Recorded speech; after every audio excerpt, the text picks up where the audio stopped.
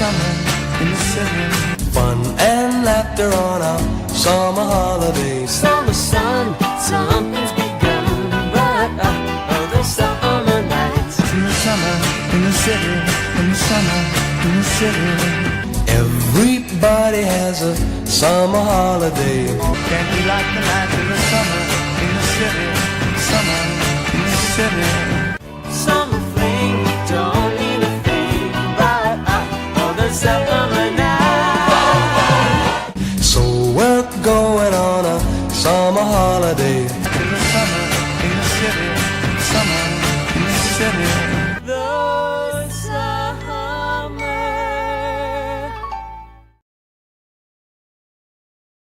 Movies. Yeah, there we go. It's summer, and John has joined me from the Dewey Pod Monster. I'm back. All the way from which lake is the Dewey Pod Monster in? Closest to Lake Erie, but Oh, on the Detroit side, not on the Ohio side. So now you're losing me with geography. sorry. We don't like Ohio around here. That's all. So because we had Corey on last week from Iowa, which I misplaced on the map. So yeah, well.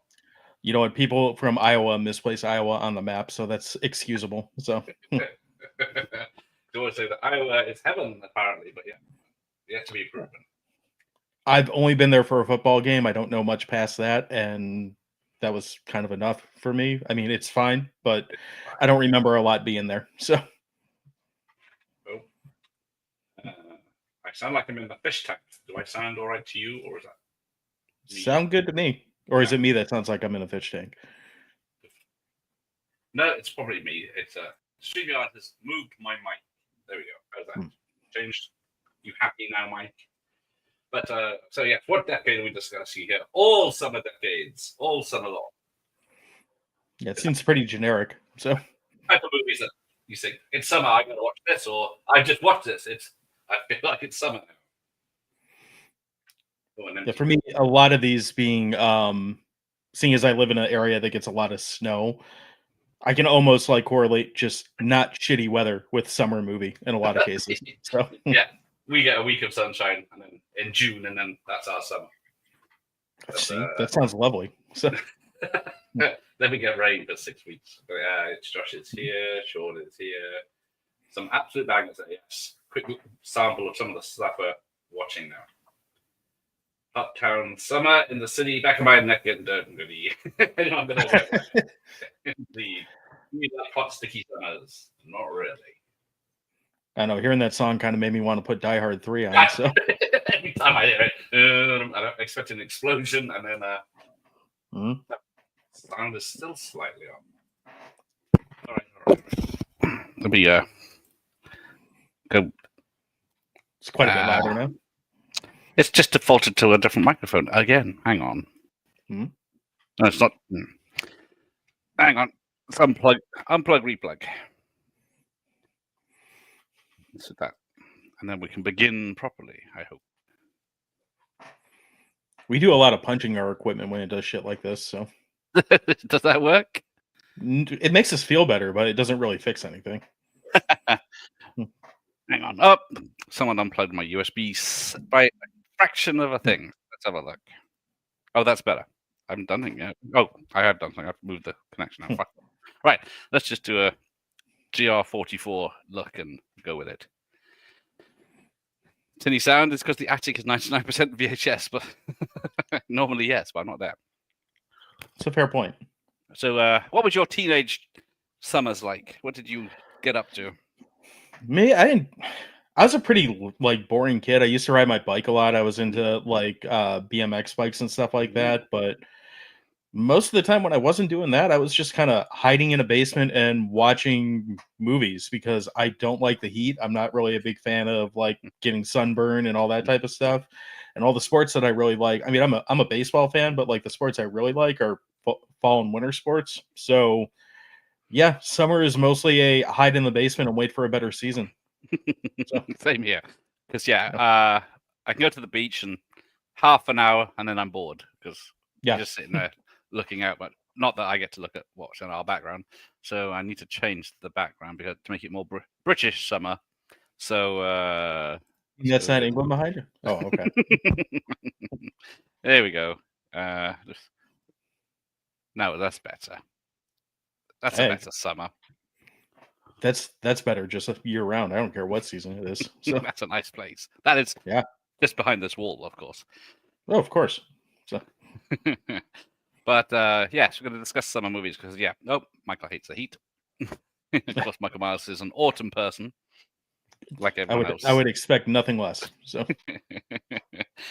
because yes, well, my summers, especially as a child, it was gaming on my Spectrum or watching the movies. Didn't venture out to anywhere really. Yeah, when I was a young kid, like preteen kid, I did a lot of like NES gaming and stuff. But it never, I don't know, there was a certain point where it just kind of lost me. And then I got back into it for a little bit. And then they started trying to make me do multiplayer stuff. And I never really got into games to be social. I kind of got into them for the opposite reason. So yes, I fell off of them pretty quick. Okay. Yeah, I play online shooting games, but I don't interact. I just have it muted so I don't get shouted out. Yeah, I remember, I think it was one of the Halo games I was playing. I was like, all that's happening here is I'm dying and some kid in Asia is calling me the N-word and I'm not really having fun with this. You loser. Go home. Loser would be Dr. Jones doll. You want to call me a loser, that would be appreciated compared to what it was being called. Nicer way of putting it. Yeah, I cleaned it up, of course. Right. I left out the racial slurs. Yeah.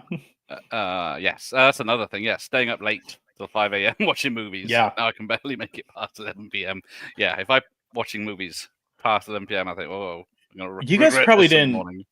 You guys probably didn't have like a Monster Vision or Up All Night in England, did you? So no, we had none of those.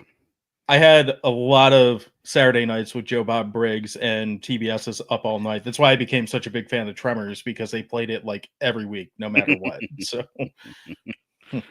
yeah, we had similar things. We occasionally had a midnight movie. We had TV shows like Movie Drome that would show Terminator or something like that, late midnight showing, but we had nothing as classy as Joe Bob or Up All Night, because we have Rhonda Shear, and then she had the Scream Queens on her, Leona Quigley and Michelle Bauer and all that stuff, and then of course the Post I'd watch Girl. that.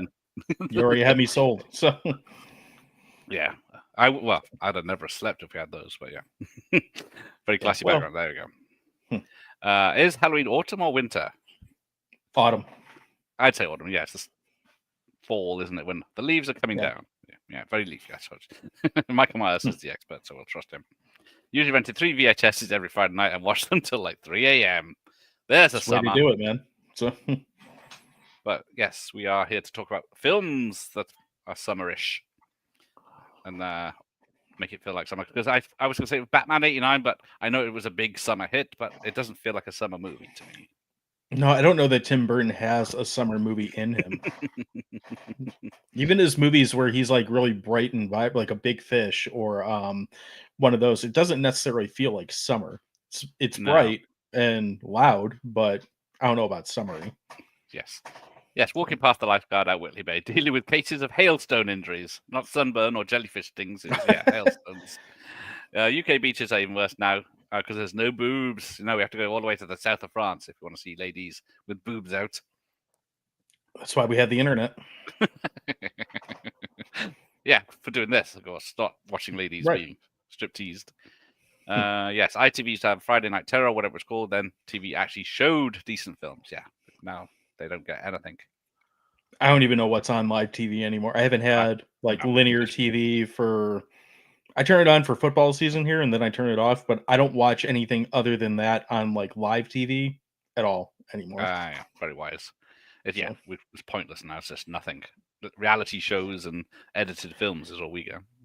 I'm not necessarily against a reality show if it's stupid enough, but like I don't need these like dating competition shows or like these, who's the dickhead at the workplace shows or whatever, those types of things. Like it's you.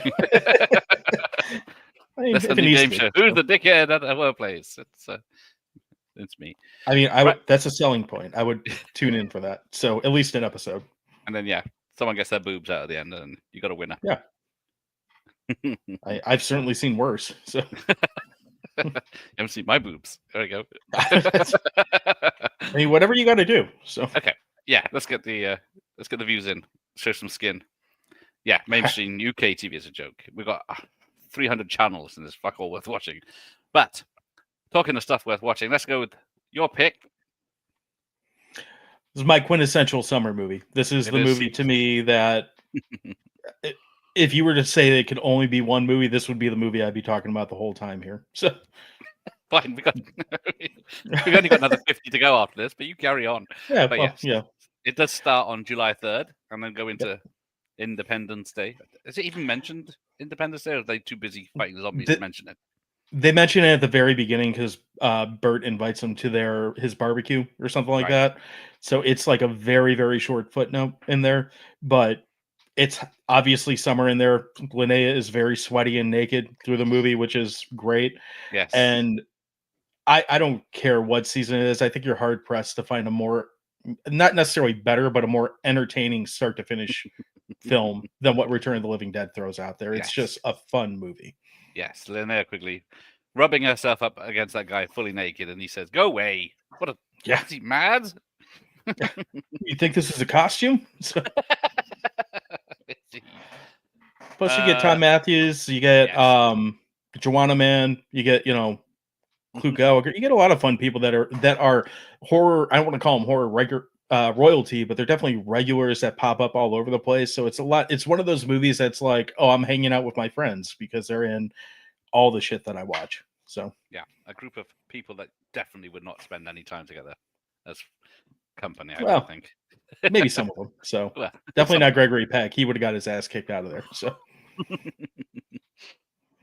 But what about said sequel or remake or whatever bloody hell it is? Part 2. I actually like that one. It's obviously not as good. I think it's weird that they recast Freddy and not Ernie. Ernie's the mortician. I always call him Ernie. I can't remember his name. I think it's weird that they requested like the two leads from it to play totally different characters.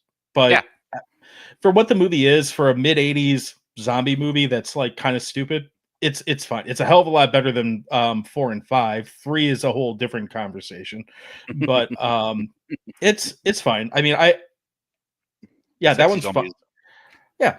That one's an interesting movie too, because that one goes like a whole, like that one throws out the comedy and just goes for like horny goth kids or something. I know there's some people that like absolutely love that movie. I'm kind of lukewarm on that one. And like I said, 4 and 5 are like just utter fucking garbage. And I'm real skeptical about the 2 that they have coming out like in the next year or 2. I don't. Yeah, and then it? And then there's that Trash's Revenge. So that's one of them, which supposedly, well, it's fan made, but it's got Linnea Quigley backing it, and supposedly she's in it. And I'm not sure how that's going to work 40 something years later. Well, she still pops up in a lot of movies. Like she still pops up. They're not always good. Like in fact, I can't think of the last movie that she's been in that I really. Let's be honest. I haven't put a movie on of hers because for any reason other than she's in it in a really long time. Like a new movie or one that I haven't seen.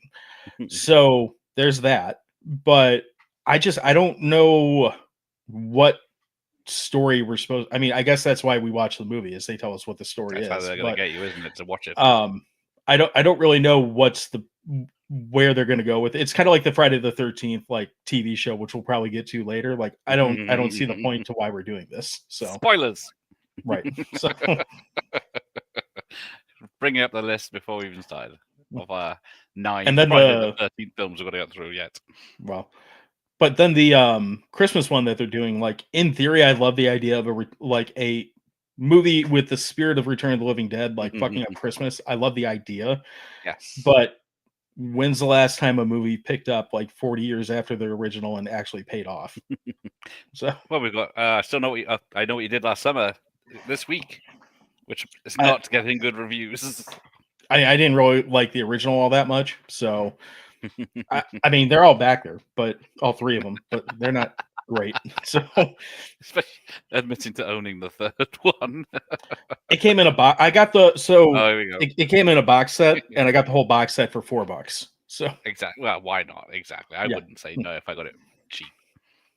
and that's pretty much the only reason why I have it. So Right. Let's see what's next. Falling Down. If this doesn't make you feel summery, oh, this is like America in a nutshell right now. So yeah, it's as a young person back in the day when I saw this in the cinema, it was like, he's mad, he's gone crazy, and now I say he's got a point. yeah, no, I've been pushing to get this on our show for a while now, and it just hasn't happened. It's kind of one of those movies that, I mean, we're all for alienating our audience and talking about something that we probably shouldn't. We do it pretty regular, but Yeah. this one almost feels like it's going to hit a little too close to like reality at this point. So, Exactly. but I do really like this movie. I think Michael Douglas gets an amazing performance in this one. And as horrible as a lot of the movie is, like as far as what happens, it's got quite a few. Like I love when he fucks up the guys on the golf course. That's very entertaining to me. Yes. So, yeah, it's way ahead of its time of what people for were sure. thinking. But yeah, Joel Schumacher, wasn't it? Was Yes. that him? Yeah, Okay. he directed this, which is when you think all he's known for these days is Batman and Robin. Sure. And he did The Lost Boys. He did this. He did was it He did Flatline? he was big in the 90s. He did a Yeah. ton of like, generic action movies Was that it came Phone out Booth around as then. well, I think. Oh, the Colin Farrell one? Yeah. Yeah, that was not memorable. So Fine, carrying on. But yeah, Falling Down. I'm trying to see who's in the cast. Robert Duvall, of course. that's right. Barbara Hershey. Rachel. I can never pronounce the name. Tinkerkunin. Oh, her. Tuesday Weld. But yeah, and I think Dee Dee Pfeiffer isn't she the one in the serves in the burger? Oh, she might be. I'm not sure. I haven't watched in a while. Oh, it's got Paul Cox in it too. It's got Raymond Barry in it. Yes, of course, he's in everything. Yeah. Yeah, I haven't watched this in probably 15 years or so, but I really just need to like break down and buy a physical copy of it because I need to watch it again sooner than later. So Yeah, I think I've only got it on VHS. So yeah. yeah, It's I been don't a have while that one since I've seen at it. all, It's- which is Because it's actually a fun film to watch because for spoilers, we won't go into it, but yeah, it's not got a happy ending as such. no, but it is a pretty ridiculous movie, and I'm all for like ridiculous in whatever form it wants to bring itself to me. So Yeah, there we go. So yes, I can read it. I just can't pronounce it. What do you say that is? Takotin? Sure. Ticketon? I don't know. I've never heard anyone actually say it. But Yeah, I'm not the right guy to pronounce names. So, Anthony's here. Welcome. But yeah, so defense is his name and his license plate, and defense contractor that's let go. yeah, Of course, probably his best movie. Yes, he did have a I would agree with that. stringer. So. He had a good 90s. That's definitely the one that when I think of Michael Douglas, that's the one that I go to first, though, without any hesitation. So yeah, exactly. In fact, if I'm being honest, I probably blend Kirk Douglas in there too for the same. Yes, good old Kirk. Right. He made it to 100 and something, didn't he? Just about. Seemed like it. So. Oh, it's the double feature podcast. Good evening. Great movie. Just rewatched this recently. Ah, there you go. How's it hold up? Yeah. What did you think? And was it your first time watch? Jurassic Park is might be coming up. Right, but back to a lot of horror in yours. I went for random shit, but yeah.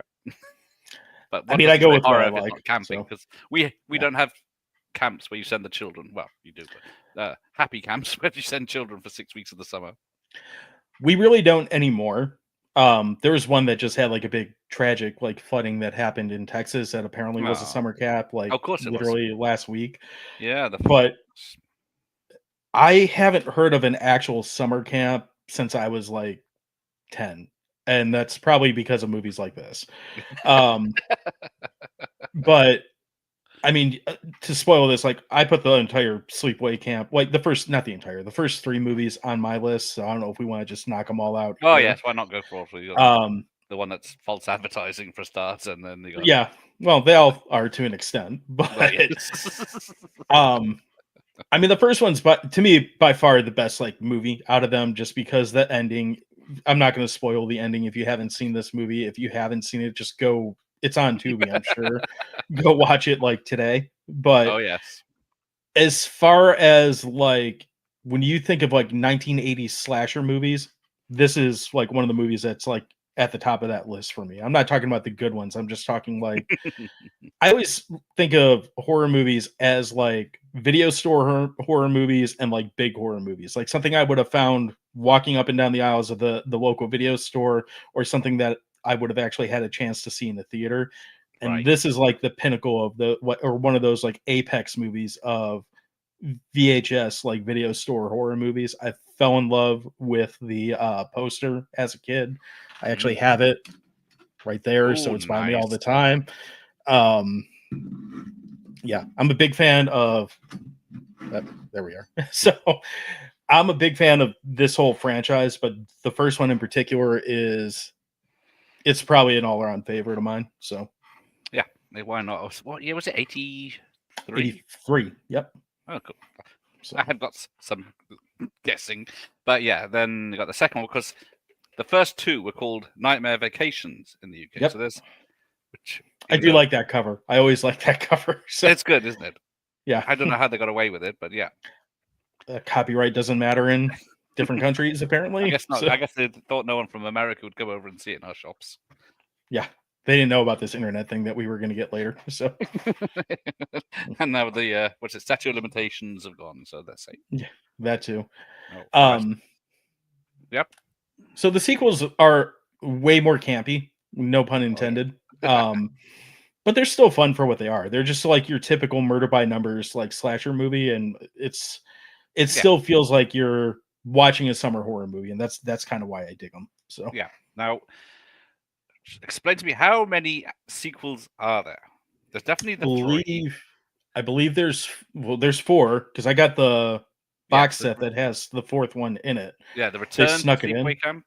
Yep. And they did like a real soft reboot in 2007 or 8, something like that.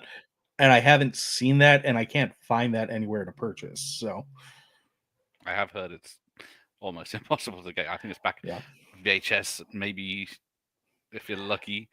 I mean, in fairness, I'm not looking that hard for it, but it hasn't popped up on my radar yet either. Isn't there one that's about a caveman? Is that the 4th one? I don't remember the 4th one, the re-edited together one. It might be that. So the 4th one's pretty sketched me. I know the 3rd one's got the like super annoying fat kid that like is one of the most cheered deaths in horror. Oh yes, that's so fucking obnoxious. But yeah, I don't remember a lot of the 4th one. Like I said, it was never supposed to actually get a physical release. If you got the survival kit DVD box set, which is the one that I grabbed, it looks like it got pulled because it actually looked like a first aid kit, and it came with like bandages and shit like that. Nice. And yeah, they pulled it because they thought people would be confused by it, you know. But they snuck it in, and like, you remember those old software like paper sleeves they used to give like internet trap? It's in one of those and just stuffed into like the Sleepaway 3 like case. Yeah. Okay, all right. Well, that's a cool little bonus to have in there. Well, yes, but probably a lot of those you can buy now that don't have that. Yeah, for sure. So, and that set's kind of hard to come by at this point anyway, because it was recalled. So, but Falling Down still holds up. Excellent news. Good to know. Fans here. Good evening. Have never really got the ending at all. Just weird. Yeah, it's it's just shock value, I'm guessing.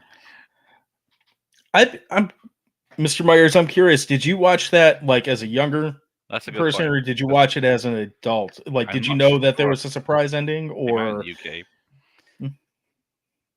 Watching the ending for the first time. See, everyone remembers the end. I think I don't know if I knew about it because I wouldn't have watched.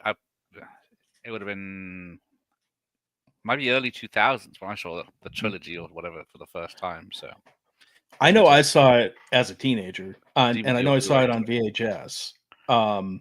So for me, like I had this, it predated the internet ruining things when I saw it, and I wonder how many people go into that movie now and kind of have an idea. They might not know exactly what the ending is, but they have an idea that the ending's like kind of shocking by 1983 standards. Well, yes. So, but I always appreciate that they show it. So, Well, yes. Hasn't been removed yet. He's met movie fans met Melissa at Comic Con, London Con. Yeah, she is great. She She's is super all about cool. the fans, and she's Yeah. still making films. And she seems to really embrace the role of Angela, like to this Yes. day, which there's so many people who would not. So Well, what about the girl from the second and third films or whatever it is? yeah, I don't Springsteen. even know if she's still Pamela around. Springsteen, So, isn't it? yeah. But everyone remembers Renee Estevez from the second film more than Yeah. I don't. So, but yeah, she's definitely great. She is horror royalty in my opinion. So. Well, yeah, she's. I'm trying to think. She's doing. She's in Well, she Terrifier does a lot of 2. small films these days, and she's in one I'm trying to think of. Bloody Summer Camp 2. She's back, even though she was killed in the first one. Yeah. Yeah, I haven't seen that. So. Okay. Yeah, that's one of those crowdfunding ones. It's pretty good. It's got Doofy from Scary Movie in it, but he's playing a serious cop this time. Right. Oh, okay. But yeah, it's quite funny. Have you seen Marshmallow yet? That's come out recently. That's a camp. No, it's in my it's on my queue to watch. I have it ready to go. I just haven't had a chance to put it on yet. So I just picked it up like Tuesday, Wednesday this week, something like that, earlier this week. It's nothing like a 80s camp slasher. So there you go. Okay. So be prepared for that. That's all I can say. That's spoiling it. Yeah, they're not a fan of the sequels, but yeah. I can see the sequels being an acquired taste. So. Oh, I'm a happy camper. Yeah. They're definitely camp movies for sure. Yes. Yeah, I don't understand how it went from Sleepaway Camp, which makes sense, to Nightmare Vacation, which is less of a UK sounding name than Sleepaway Camp. But yeah, I've never worked that one out. And then, of course, people got confused when it actually came out properly on, I think, with its original name on DVD. I mean, that's what small movies do. They add too many titles and confuse people. So there you go. Have you seen a box set with the red liquid swimming around in its cover? Yeah, that's the one I was talking about. So there you go. Cool. Yeah, it's probably extortionate now, isn't it? A little bit. Yeah, we didn't know about the ending. You know, discovered it maybe 10 years ago. Would probably like it more if I'd have seen it young. That's fair too. I can see that. So. Which, like all slashers of the 80s, they were cut in the UK even after they were cut by the MPAA in America. So, yeah.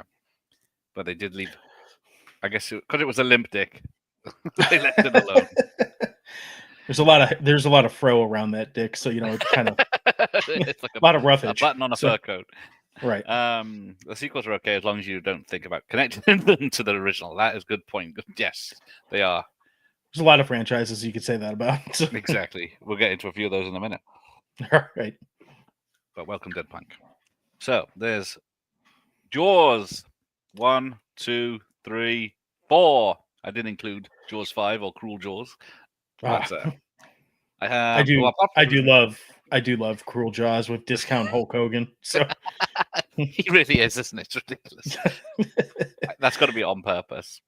Oh, for sure. So. But apart from having awesome posters, I mean, is there a more summer movie than Jaws? Well, I thought I was going to put Jaws, and I thought, yeah, well, 4 are in the summer, aren't they? Even though the fourth one is set at Christmas, Amityville, it does go to the Bahamas, which is very summery for some reason. The fourth one, more so than Cruel Jaws, feels like the most okay to me. Like it's fine. There's more shark and whatnot.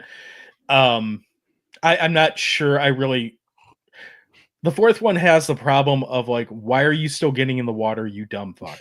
Like, I found because I just watched all of them recently, like in the last month or so, and I was like, you are like the last person that should be studying sharks on this planet. Yeah, but did you learn nothing from it being attacked as a child? Right. And, in the sequel, seeing all those friends die, and then in the then in the third one, people started dying, and he still says, "No, carry on."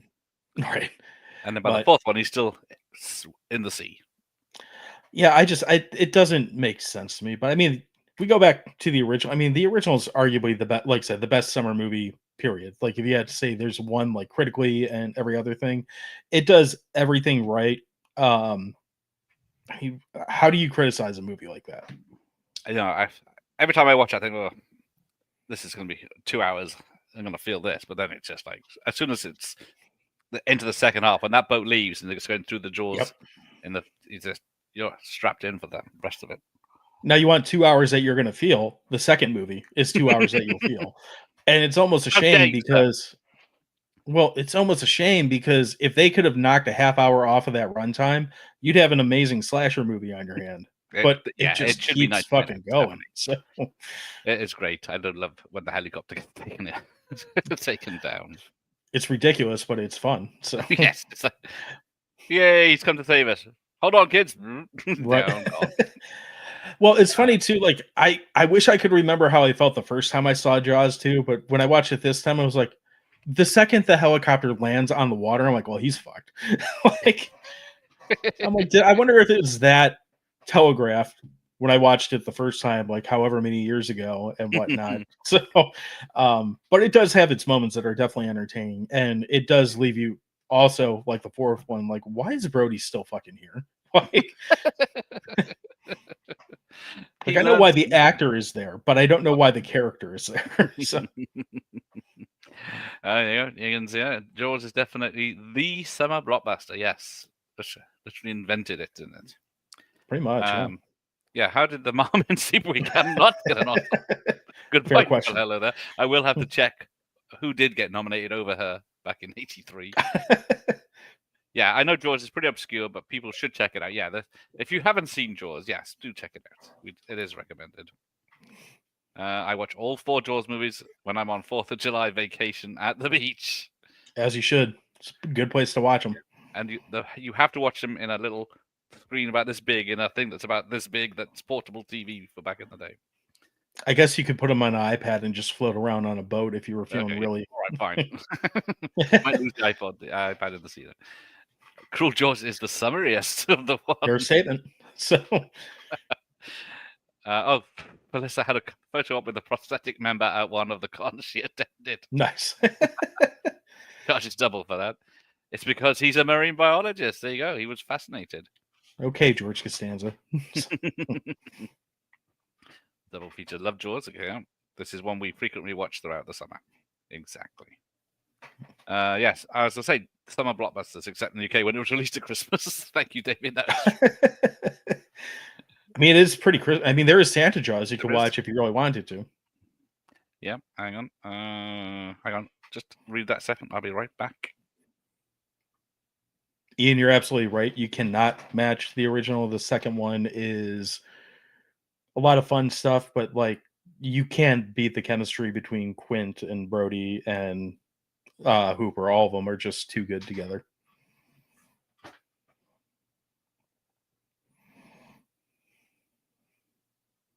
Right. So, if you can still hear me, the blockbusters. Were you old enough to remember before internet booking of seats and you had to queue at the cinema to go in? Oh yeah. And yeah. I actually prefer that, shockingly. So, but I mean, I also remember when going to the theater was fun and didn't cost me like half a paycheck. So yes, that is true. See, 3D is the worst. You see, like I kind of like 3D. Like I like this. So I want to watch it in Anaglyph 3D because I got the I have 3D glasses. Yeah. There you go. So this will come up again in the not too distant future, but I have a real soft spot for shitty 80s 3D. Like once we get to modern 3D where it's trying to look good, I could care less. But anything where they're basically taking something and just going like this through half the movie, I know it's a gimmick and I know it's cheesy and I know it's dumb, but it works for me, especially in horror movies. So exactly. It's just sometimes you can't beat it. It's bad when the Jaws ripoff eventually reached the quality of actual Jaws sequels. It's fair. So yeah, I can't argue with that one. There's more Jaws ripoffs coming up on this list too. So Spoilers. So Yeah. yeah, we got Jaws 3, which is not at a beach but still in the water, and then this time it's personal. Sure. Because if you It read, does have the best tagline. I'll give it that. it So, does. It's got that epic poster.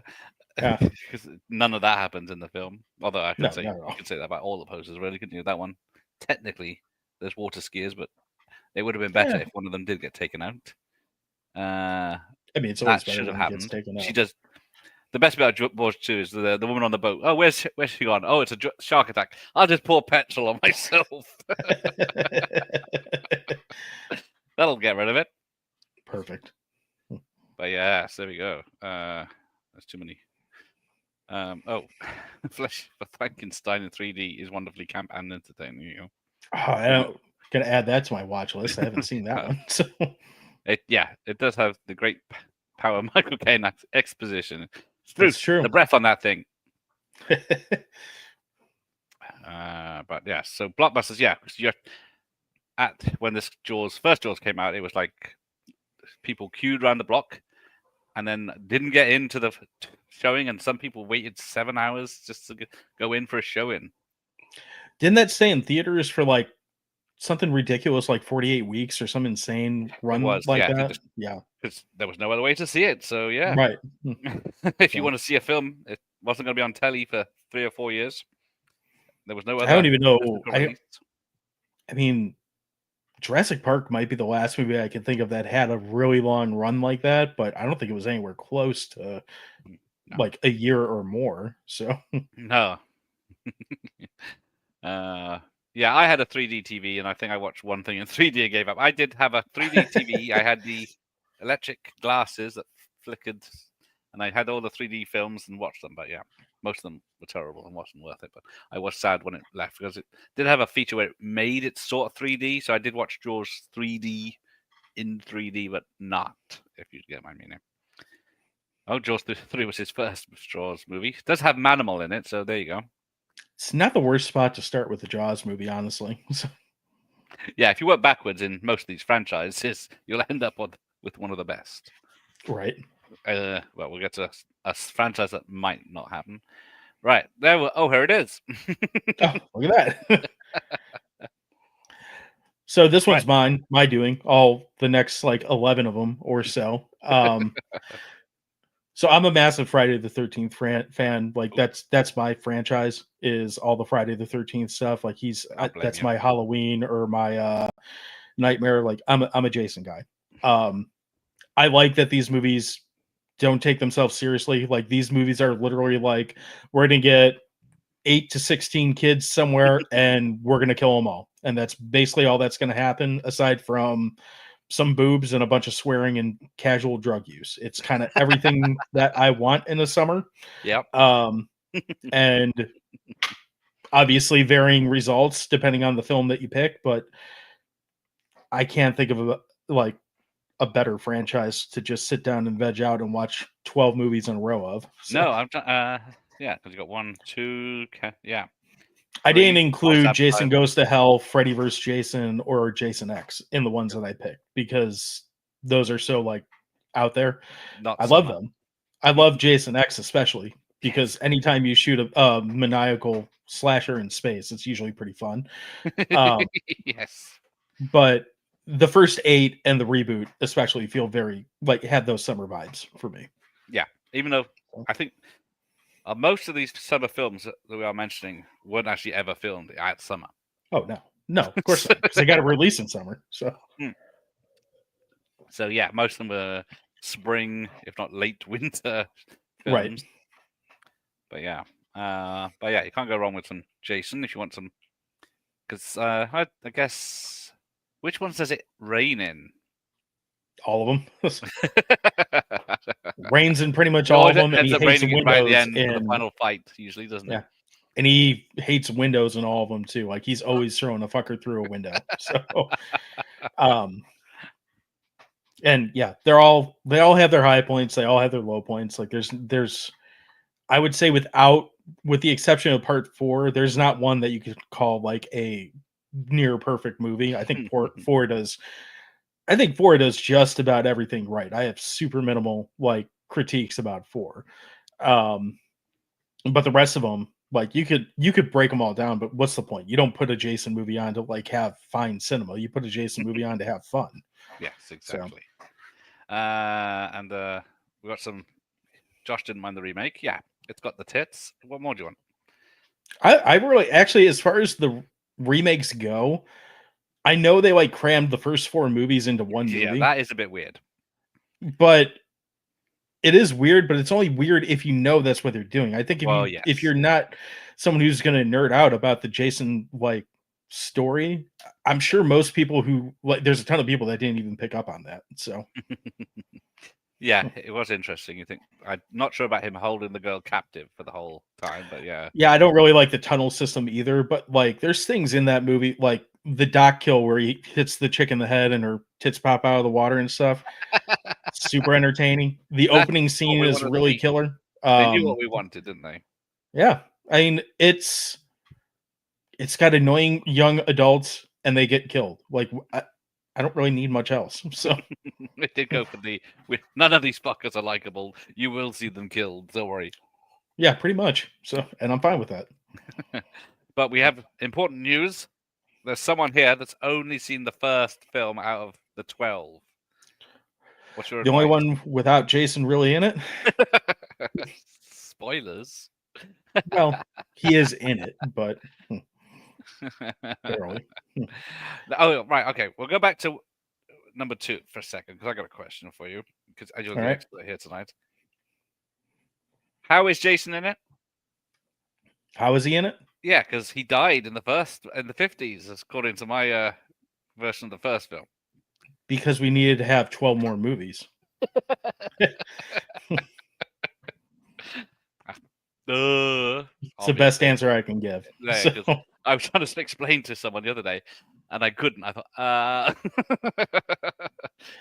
he saw his mum get killed, but even though he's been hiding in the woods for 20 years. I always take the approach with movies that you almost have to have a certain level of yeah, fuck it, whatever, to be able to enjoy any movie. I mean that like you can take a documentary to an extent, and you almost have to have a level of yeah, fuck it, whatever, and just decide how much you want to go along with. And especially for this genre, let's not even talk about this franchise, this genre.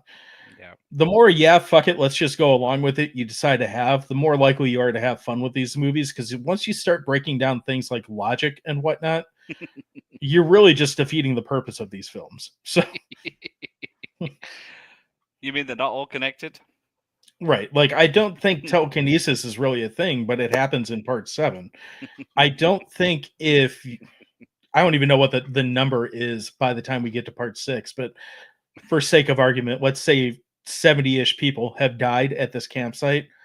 I don't think renaming it Green Oaks Woods or whatever the hell they called it is going to make people forget that there was like, I don't know, 5 massacres on the property. Yeah, things like that. So it has a lot of things in it that it's like, yeah, well, whatever. Well, yeah. It did take 9 That's kind of how films I for go the with it. FBI to get involved. Right. And on the timeline, that's like 40 years, I think. So, yeah. Yeah. And then all they do is like have someone eat his heart and turn him into a snake or some shit. So But officially, he's a deadite. yeah, which is also Yep. well, that's when you get into New Line shit, and it's you know, I I do love the original Evil Dead films. Like the first 3 are some of my favorites. So there's part of me that would love to see Ash playing around in that universe. But at the same time, like I remember watching that. I think I saw that in a theater. I was like, why the fuck is that there? So But yeah, oh look, yeah, certainly happy with Roy because yeah, there's one about whoever puts the mask on. yeah, that's Roy. Good old Spoilers. Roy. He's got a different mask though. So Yeah, he's. I don't know if anyone noticed back in the day when they saw this in when was Part 5? 85 was it? I think it was 87. 87. Maybe it was 86. So, but I like this one because this one was directed by a pornographer, and once you know that, it becomes incredibly obvious that it was directed by a pornographer. um, It's got some of the best it's hits in it. it does. It has Suicide from Return of the Living Dead in it. Yeah. So that's good. He's only in it for like 2 seconds. And spoilers here, I think it's funny that this whole killing spree happens and the one guy that he doesn't kill, the only person that survives Roy is the guy that set Roy off in the first place. Yeah, that's the. You never even hit. It could have just been on the radio. Someone's killed the guy in the jail. Right. Yeah. And then- No, never. So He just very well. he's fine. Yeah. But- Greg's here. Good evening, Greg. We're talking about if Jason. Yeah, because all of them shadows. Then it goes to masks. Sans mask. I wonder why there's no mask on that one. Well, it's a different Jason, so he had to get a new mask. Carrie versus Jason. That's probably my least favorite of the whole franchise. That's the one that was butchered the most, wasn't it, by the MPAA? And then, yeah.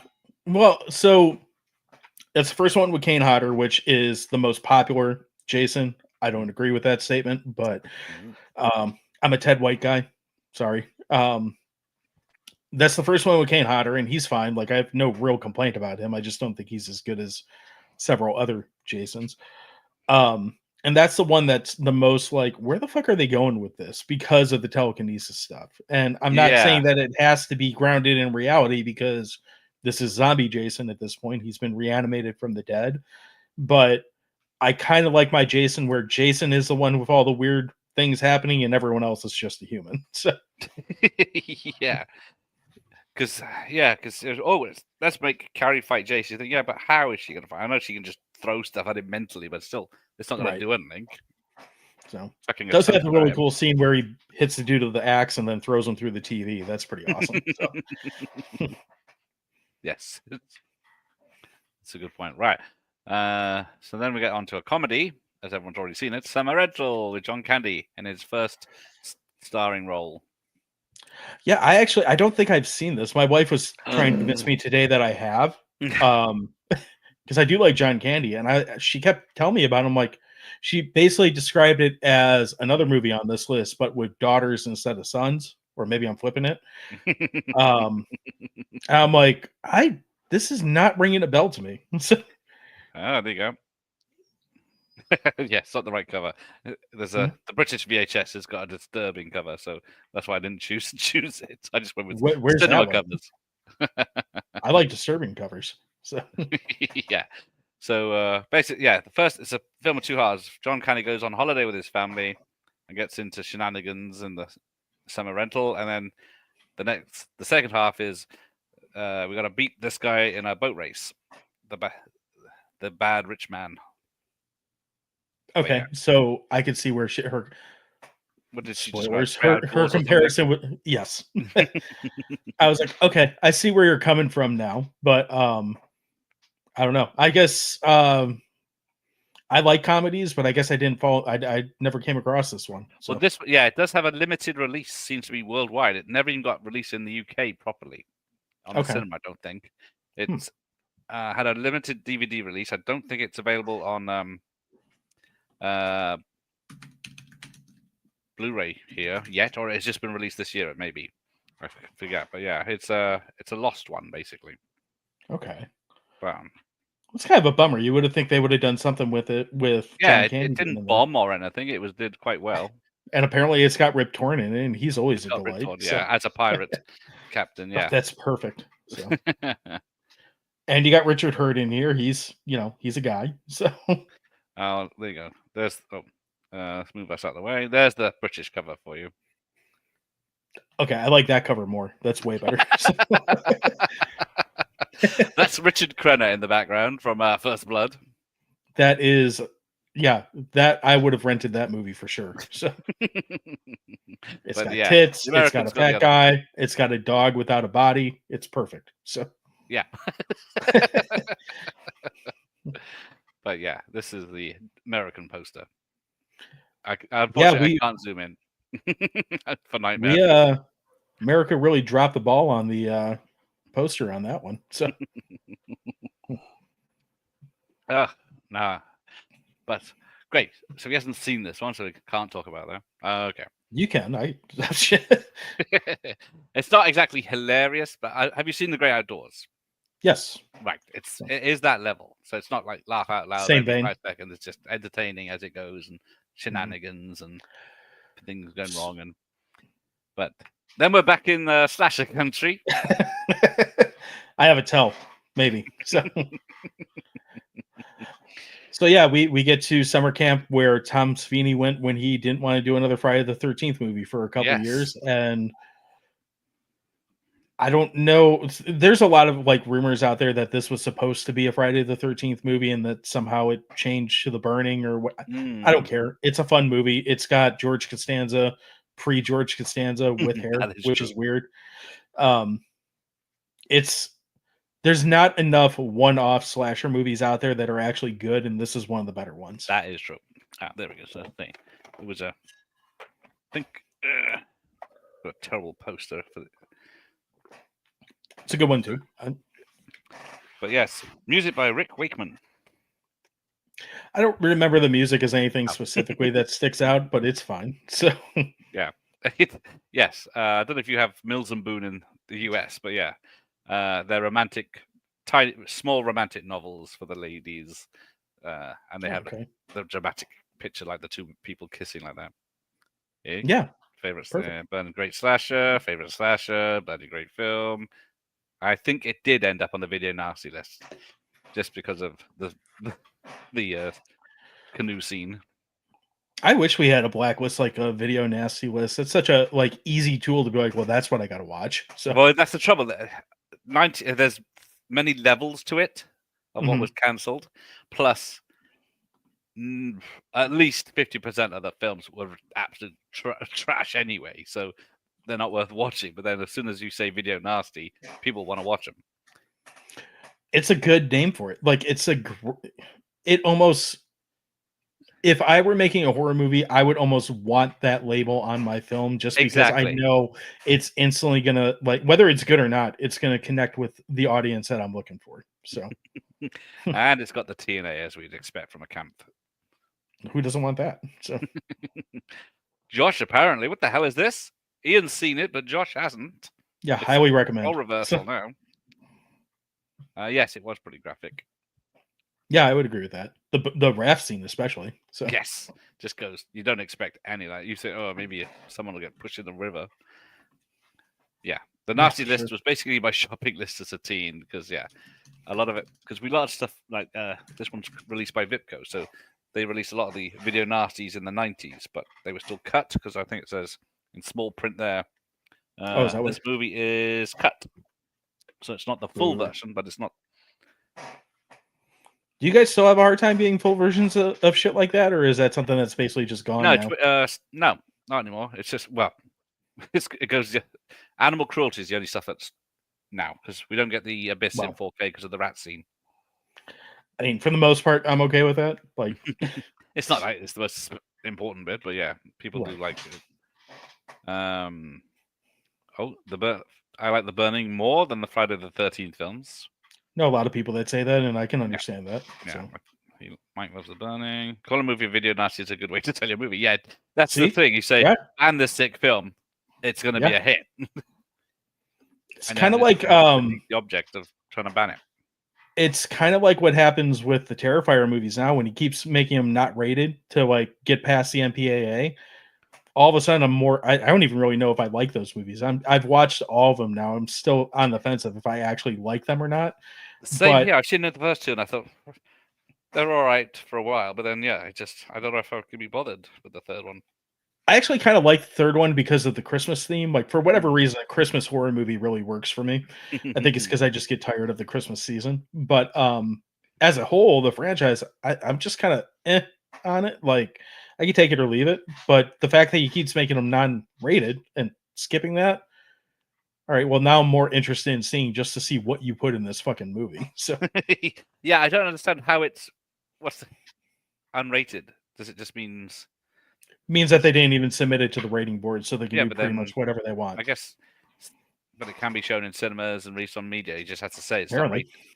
Yeah. You think, why did they bother doing that for all these films back in the day? I don't know if it's What's different then changed? from now. I mean, the only old movie that comes to mind like that is Dawn of the Dead.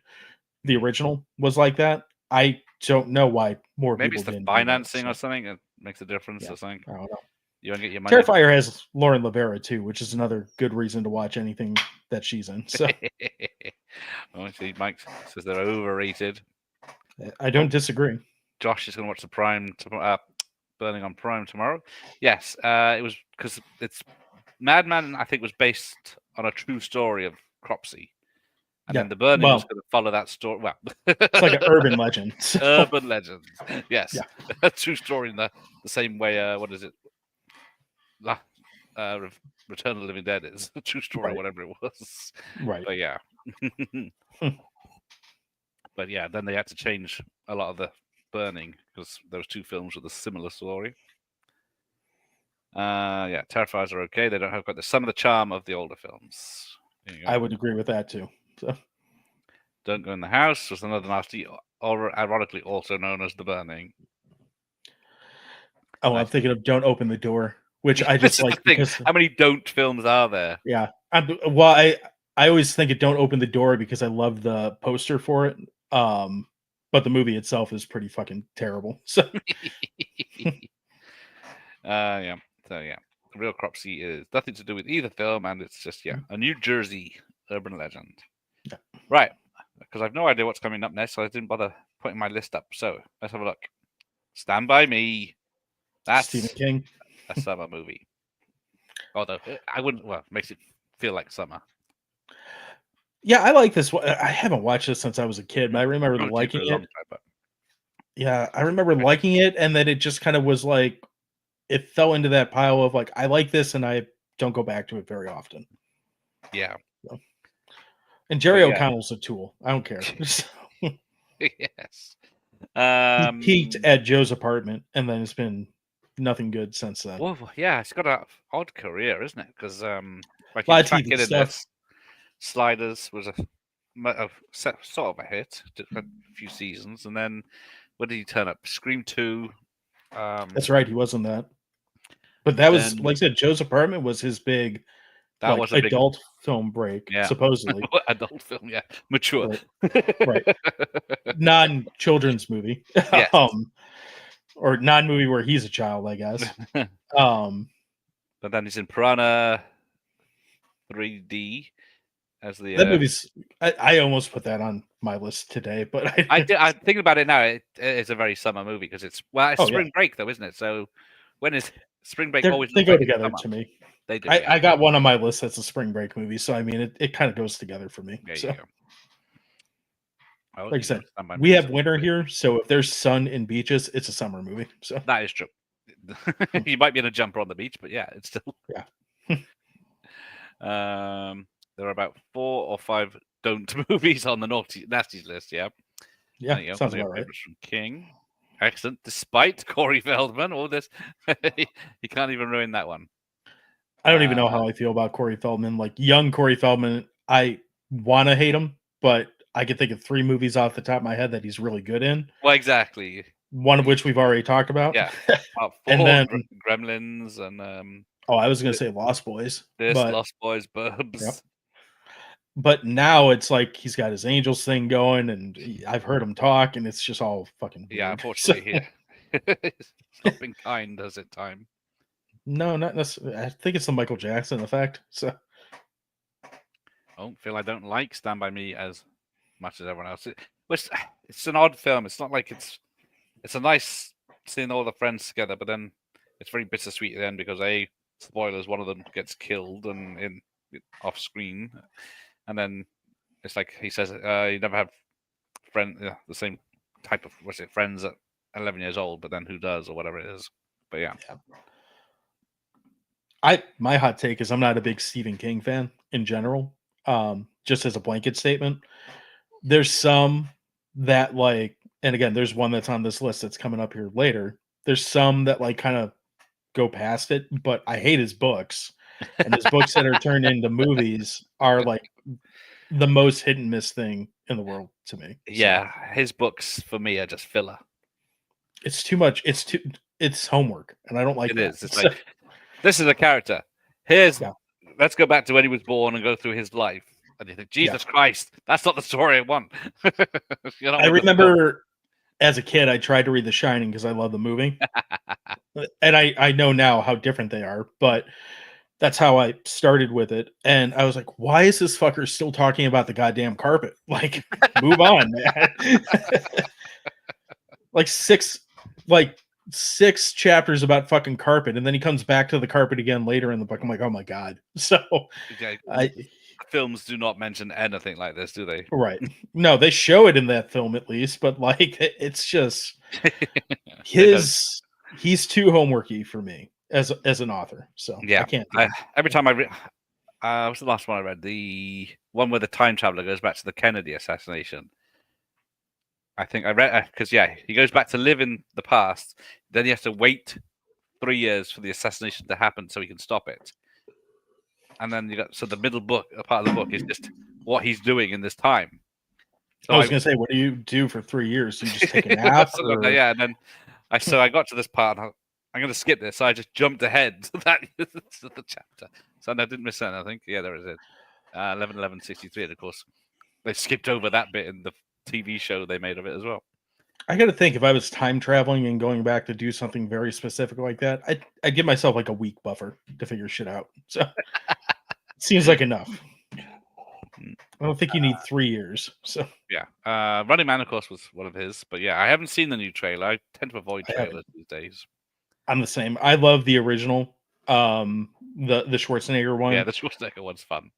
And I couldn't tell you how many times we've seen the Running Man ripped off that has done it both better and worse. So I don't really feel the need for another Running Man, but which is I'll probably watch it. More book accurate.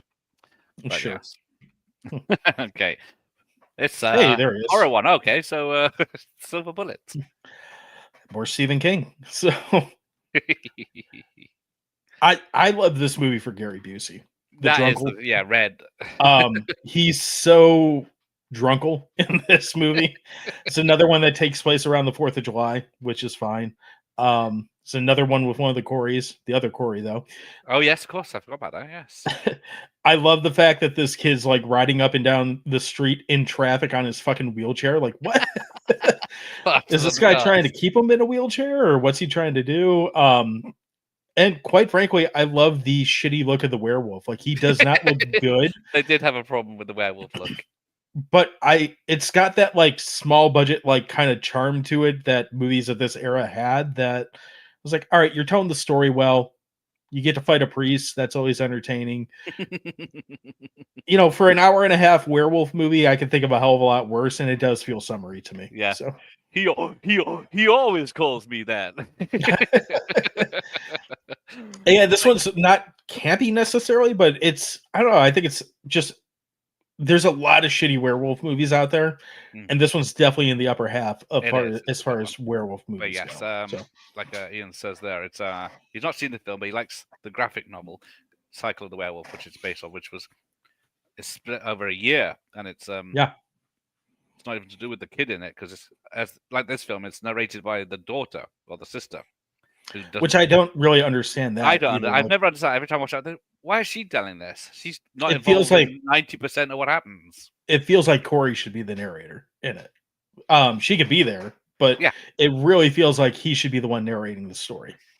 But yeah, it's just weird how they did that. And then she talks about her brother. Did you think, oh, does he die? Is there something wrong with him? And no, right. It's fine. I do like the drunkle werewolf fight at the end too, when they get to throw Gary Busey around the house. That's pretty entertaining. They barely injured him by throwing him around. So yeah, that's real blood at the end. Yeah, I don't have a problem with that. That's fine. Throw his ass into a wall, whatever. So should have made Busey the werewolf. That would have been a good twist, I think. I think that's why people like. I would really be curious how many people go into this movie thinking that Busey is the werewolf, because it sounds like it should be. But I mean, we could get a Gary Busey movie now where he's a werewolf. I'd watch it. So he's been a gingerbread man, so why not? Sure, he's done that 3-4 times, something like that. So there you go. And we're doing well with double feature podcast, approving of all our choices so far. So let's see Right on. what's next. It's one of mine, I think. Summer School. Here we go. Mark Harmon before he was in NCIS. So this is another one I'm not familiar with. What the what? Off our channel as you're streaming to yours as well. Well, it looks like something. It's got a dog. It's got Hawaiian shirts, and it's got sunglasses. What else do you need? Yes. It's another Carl Reiner film because he did Summer School. Okay. So basically, it's about kids in school over the summer. Sounds about right. I'm assuming shenanigans happen. Shenanigans happen. There's the mixed bunch of music by Danny Elfman. But yeah, it's a mixed bunch of kids. Kirstie Alley's in it as a love interest. Interesting. But yeah, basically, Mark Harmon gets roped into doing summer school. I think he's the sports teacher, but then he has to do an English class. And then all the kids. Sounds about don't want right to for be there. summer education. So yeah. Oh yeah. Rob Reiner and Carl Reiner, dad and son, I believe, or was it? I think so, but I don't know for sure. So Okay. They love this one too, but Silver Bullet is a favorite. They go. Oh, I would probably reach for Silver Bullet before I would reach for Summer School. I'm not going to lie. But yeah, there is a lot of a big reference to Texas Chainsaw Massacre 1 in this film. There's Okay. two guys. One of them's from Ski School. I forget his name, the actor. But yeah, they're two horror fans, and they do the makeup special effects. So they play lots of tricks on people by doing gore effects and stuff like that. And then, fine. Yeah, see, it's okay at best, apparently. But I always take shit When for I my grew up. TCM take because I think 2 is a better movie than part 1. But the canon film. yeah, Yeah, I think that's why I like it, because the two horror kids, and then there's the sexy French or foreign student, and then there's also, it's not like hilarious like Great Outdoors and Summer Rental. It's just fun. It's set in this LA, and it's on the beach and stuff. You know, remember having fun with it. Yeah, depends how back. That's it. Dean Cameron, who was in Men at Work and Miracle Beach. Yes, him, Okay. the pizza delivery guy from Men at Work, and he's in a ton of other comedies back in the day. See, I do like easy watching comedies like this, so I do probably need to go ahead and fucking sit down and put this one on. So It's probably less than 90 minutes of your time, and it's only PG-13 though. well, it Right, happens. Fine. Okay. Next. I only saw this one for the first time last week. Yeah, so this one I actually only saw it. We covered this one in March as part of our Crummy Movie March marathon. So same director as another movie on this list, but basically this is a movie about a baboon that bites a dude and shit goes south. And it takes place in Florida, so it feels summery, and it's just ridiculous from start to finish, and that's why I love it. It makes no sense. It actually takes place at Halloween because there is a scene where they're at a Halloween party, and it's like the most elaborate Halloween party that ever has happened. Weird how the budget went. Yeah, it's like the entire budget went into this party, which I'm kind of okay with. Yeah. It also uses the same band that's in the other movie that we'll talk about at some point here, because whatever the what's the director's name? He did that fucking Last Shark movie. What's his fucking? I can't. I did expect more people to get infected in this than was it 2? Yeah. Well, that's fair. Umberto Lenzi is he's not the director. He's one of the writers on this, but it's rumored because this movie came out around the same time as Nightmare Beach, which spoiler is the other one we'll get to. It's rumored that he took these 2 films just to have an excuse to go to Florida for a little bit, and he didn't finish directing either of them because I'd do that. He's only credited. If you watch the movie, he pops up as a director in the credits. Right. But if you look at any of the like actual print on it, he's only listed as a writer or a producer or something like that. So, yeah, and he's only got 3 movies. It's this, Nightmare Beach, and The Last Shark are the only movies of his I ever think of, or The Italian Jaws, whatever you want to call it. But they're all kind of like ridiculous, like alcohol fueled, like schlock movies, and I'm all for it. So, well, yeah, it was very entertaining. You know, I was expecting a lot more people infected, I guess, it's low budget, so they couldn't do that with the makeup and stuff. But yeah, it's got I some do gross think out. the Stretch Armstrong monkey they kill at the beginning is kind of funny. So, so just because it's so obviously like a hunk of rubber with like a monkey face drawn on it. So The 80s didn't like baboons with like the Fly and then yeah, everyone else. sure. So They were yeah, expendables back then. But yeah, it was great fun. Was it 87? Did it come out? 87, 86, 80, 88. I'm looking 88. at Okay. 88. So, but yeah, 1 year off. it's a fun one. So, Well, yeah, no different from any other director filming in Hawaii. oh yeah, Yeah. for sure. This would look I don't good blame they you filmed if in you can. Hawaii. If you can get it, take it, man. Yeah. So, Then we also get Vacation. it's a classic. I mean, What you don't family get hasn't more. been on vacation and hated it. Yeah, pretty much. So, But then 40 years later, remember that was fun. do you like the series as a whole, or are you like specific, like hit and miss? I do like the whole lot, but all four Okay. I will watch at any time. Do you like the remake, the one with? I didn't mind it. the I have seen Hangover it a guy? few times, and I don't hate it. Yeah, it's pretty much how I feel with it. This one's like a firm second in the series to me because I Christmas? love the Christmas. Christmas is my Yeah. the Christmas one is my favorite Christmas movie outside of a horror movie. So Yeah. I have a real soft spot for that one.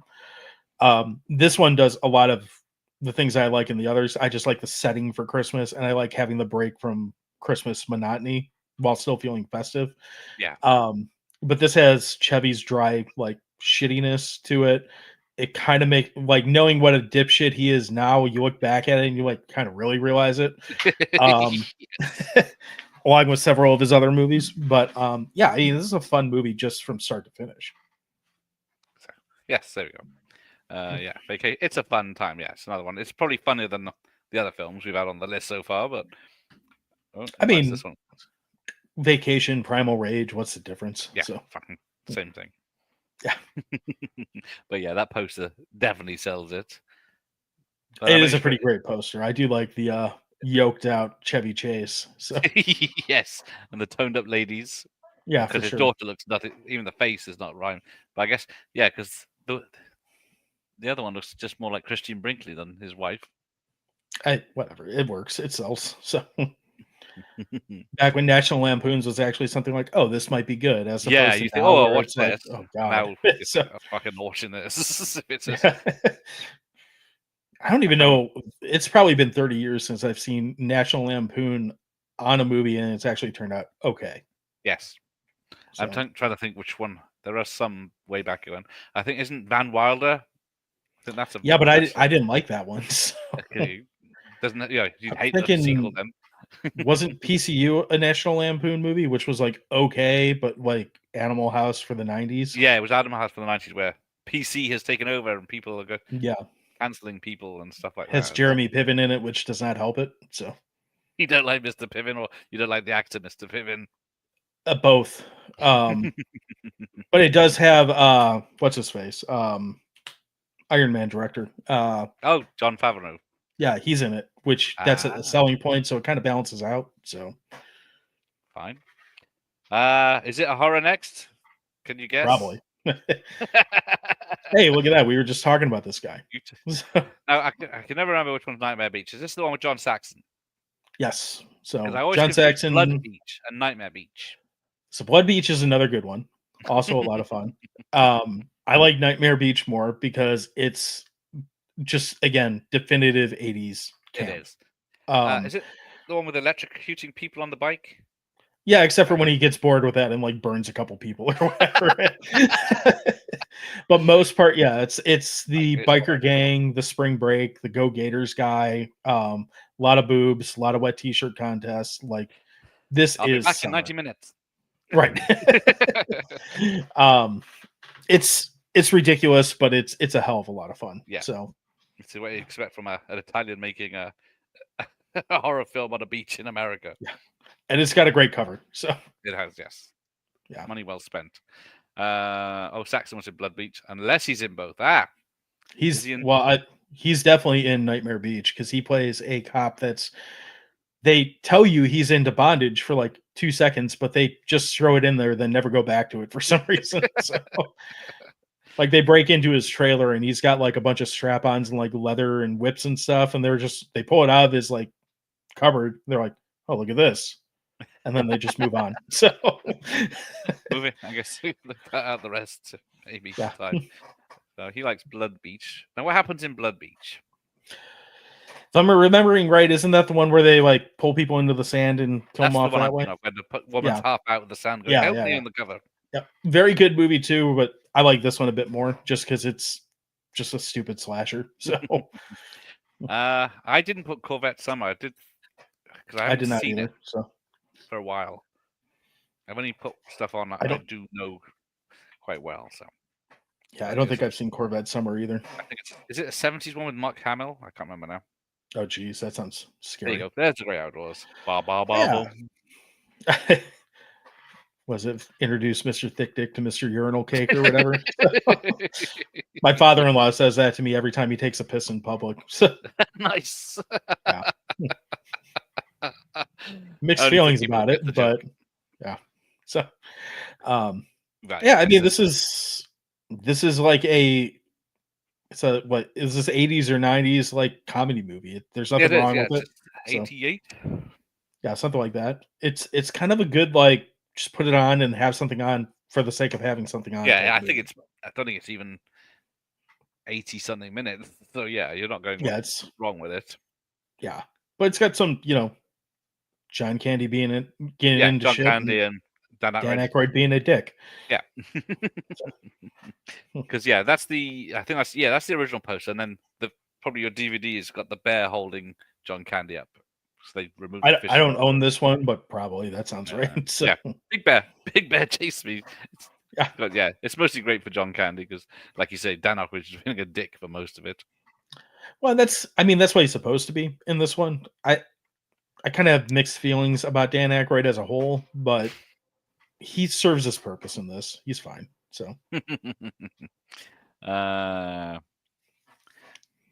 Yeah, it should have been better, but yeah, it was. As a low budget comedy of the 80s, you can't go wrong for 80 minutes. It's written by John Hughes. that's the part that kind of surprises me. I feel Yeah, like 'cause he did, what is it? Plane, Trains, and Automobiles, Uncle Buck around this time. well, he's just such a good writer of character. And they're not necessarily bad in this movie, but if you think about it from a John Hughes lens, it feels like there could have been so much more. I think he was busy with other stuff at the time, which is probably why. Yeah. Always the best way to go into a project. But yeah, then by the 90s, he was doing stuff like Flubber and was it 101 Dalmatians and stuff like that. I think by then he went to Hey, Disney and get then the money, man. So had to change his name because he fell out with the studio and some stuff as well, and yeah, didn't have a good time. well, But get the money while you can, and then yeah. go make great outdoors in your weekend. So yeah, what's it? He did write films like Home Alone or something in a week or something, about 3 weeks or 3 days. something like that. Yeah. I always think of when I think of him, my mind always goes to Ferris Bueller, but that's Ferris Bueller, yeah. Movie, I so. always think of mid-80s, Pretty in Pink and all that, but yeah. Mhm. Oh, it's abort. Now for the worst film ever. This is not. This is Which the best cut are we vanity. talking about? This is the best vanity project in the history of vanity projects. Shimmy This is fucking slide. Whoever said it earlier, like it's a damn shame that John Hart didn't get a fucking Oscar win for this movie. Because which year would it be? Because oh shit, 80 something, I'm sure. This movie is just chef's kiss. I love this fucking movie. It's so ridiculous. The music is dumb, especially when he's the one singing it. Yes. I love that they wrote as many sex scenes as they could into it because it's a John Hart vanity project. And then they mix them with this like schlubby, like real life lawyer kicking the shit out of like random people. It's amazing. And I wish that the Blu-ray was not like $300 right now. Yes, it's fucking extortion. Goddamn Vinegar Syndrome. So. Yeah, it was a short release and the special edition. I guess. Well, even the what was the original version called? Oh, geez, there's like a 4 different titles. 4 different names, hasn't it? Yeah, it's We cannot. I cannot Champagne and- recommend it to anyone, but yeah. I recommend it to everyone. I love this movie. So Yeah. 'cause I feel like if you can find this movie, you should watch it. Like you should you will leave this chat and go watch this. Yes, fuck this shit. Go and watch this film. And then you come back and say, "We're sorry, Gareth. We should have watched you." Right. It's Road got to Wings Revenge. Hauser Let's see. and William Smith in it, so it's got all the talents. That's it. Road Get to Even Revenge. is what it is. And Get Yeah. Even. Yeah. Get Even. There's 3 cuts. Yeah, I think- they're all fucking stupid. One of them's got like less sex in it. One of them's got more violence in it, and I think Champagne and Bullets is like got both of them in Yes, it. I So, believe that is exactly it. and I don't remember which one has less of what. I think again, I think you're Champagne yeah, and Bullets is like a perfect title to begin with. So it is. Yeah, the Champagne and Bullets. It does have both. Yeah. Or Champagne, I think it has. I mean, if you can't find this movie to watch, get on YouTube and write up or look up the Shimmy Shimmy Slide and just watch Yeah, John Hart it's- sing it, and you'll He get a does good do idea of Shakespeare what's and recite this Shakespeare movie as well. is. Yeah, he does. Yes, that's right. Yes, this movie, like I said, should have gotten all the Oscars. It's 93. The Demon Worshippers. got It that does too. make that woman look a lot better in that picture. She doesn't look terrible in the movie, but yeah, she looks better in the picture. So, but so does he. He looks Oh like yeah, he's he's not an like that. actual. So he's an actual lawyer. Like he's Yeah, he's got a like lawyer a now. law He's a big firm one. He's- in. I think he's in L.A. or something like that. But I don't know what kind of lawyer he is, but I kind of want to hire him for something just because, so I can talk to him about this fucking movie. Well, exactly. So- I think because what was it? Back in the day, David Heavener. I interviewed David Heavener with Al, who's a big fan of Okay. it. He's the one that got me to watch this, but we never. And he might be distantly related to John D. Hart at some point. But yeah, the Oh, man, look, just Mount Rushmore of amazingness. Shimmy Slides. Give me City Job. I think I've seen it. Yeah, you probably had therapy. You don't to forget stop this thinking movie. about it. Yeah, this one sounds like this is perfect for you, Josh. Josh likes Double Dragon, so yeah. There's another one for you on this list too, then that Oh, we haven't yes. got to yet. So But yeah, good luck trying to find it, but there are ways to find it. If you really that's how I have want. my copy. So I'll tell you how I got it because yeah, like you said, it's like hundreds of dollars just to buy yeah, it. And it's ridiculous. Very rare, and Yeah. it's I think VHS. There's only an American VHS of Get Even, I think, back in the day, and that's extortionate. Yeah, that's even worse. But yeah, even the Vinegar Syndrome one came out like a year or two ago. And I think the lowest I've ever seen it for is like a really shit beat up copy for like $75. And yeah, generally you're probably looking at like 400 $400 for it, but it's still ridiculous. You think they'd just re-release it with that money? You would think, but It had to be a summer film with one crazy summer. I always think of winter when I see this. So, But it says one crazy summer. It's got Demi Moore, Bobcat Goldthwait, and John Cusack. so I do love Bobcat because I want him to be his Police Academy character, even though Yes. he's very infrequently the Police Academy character.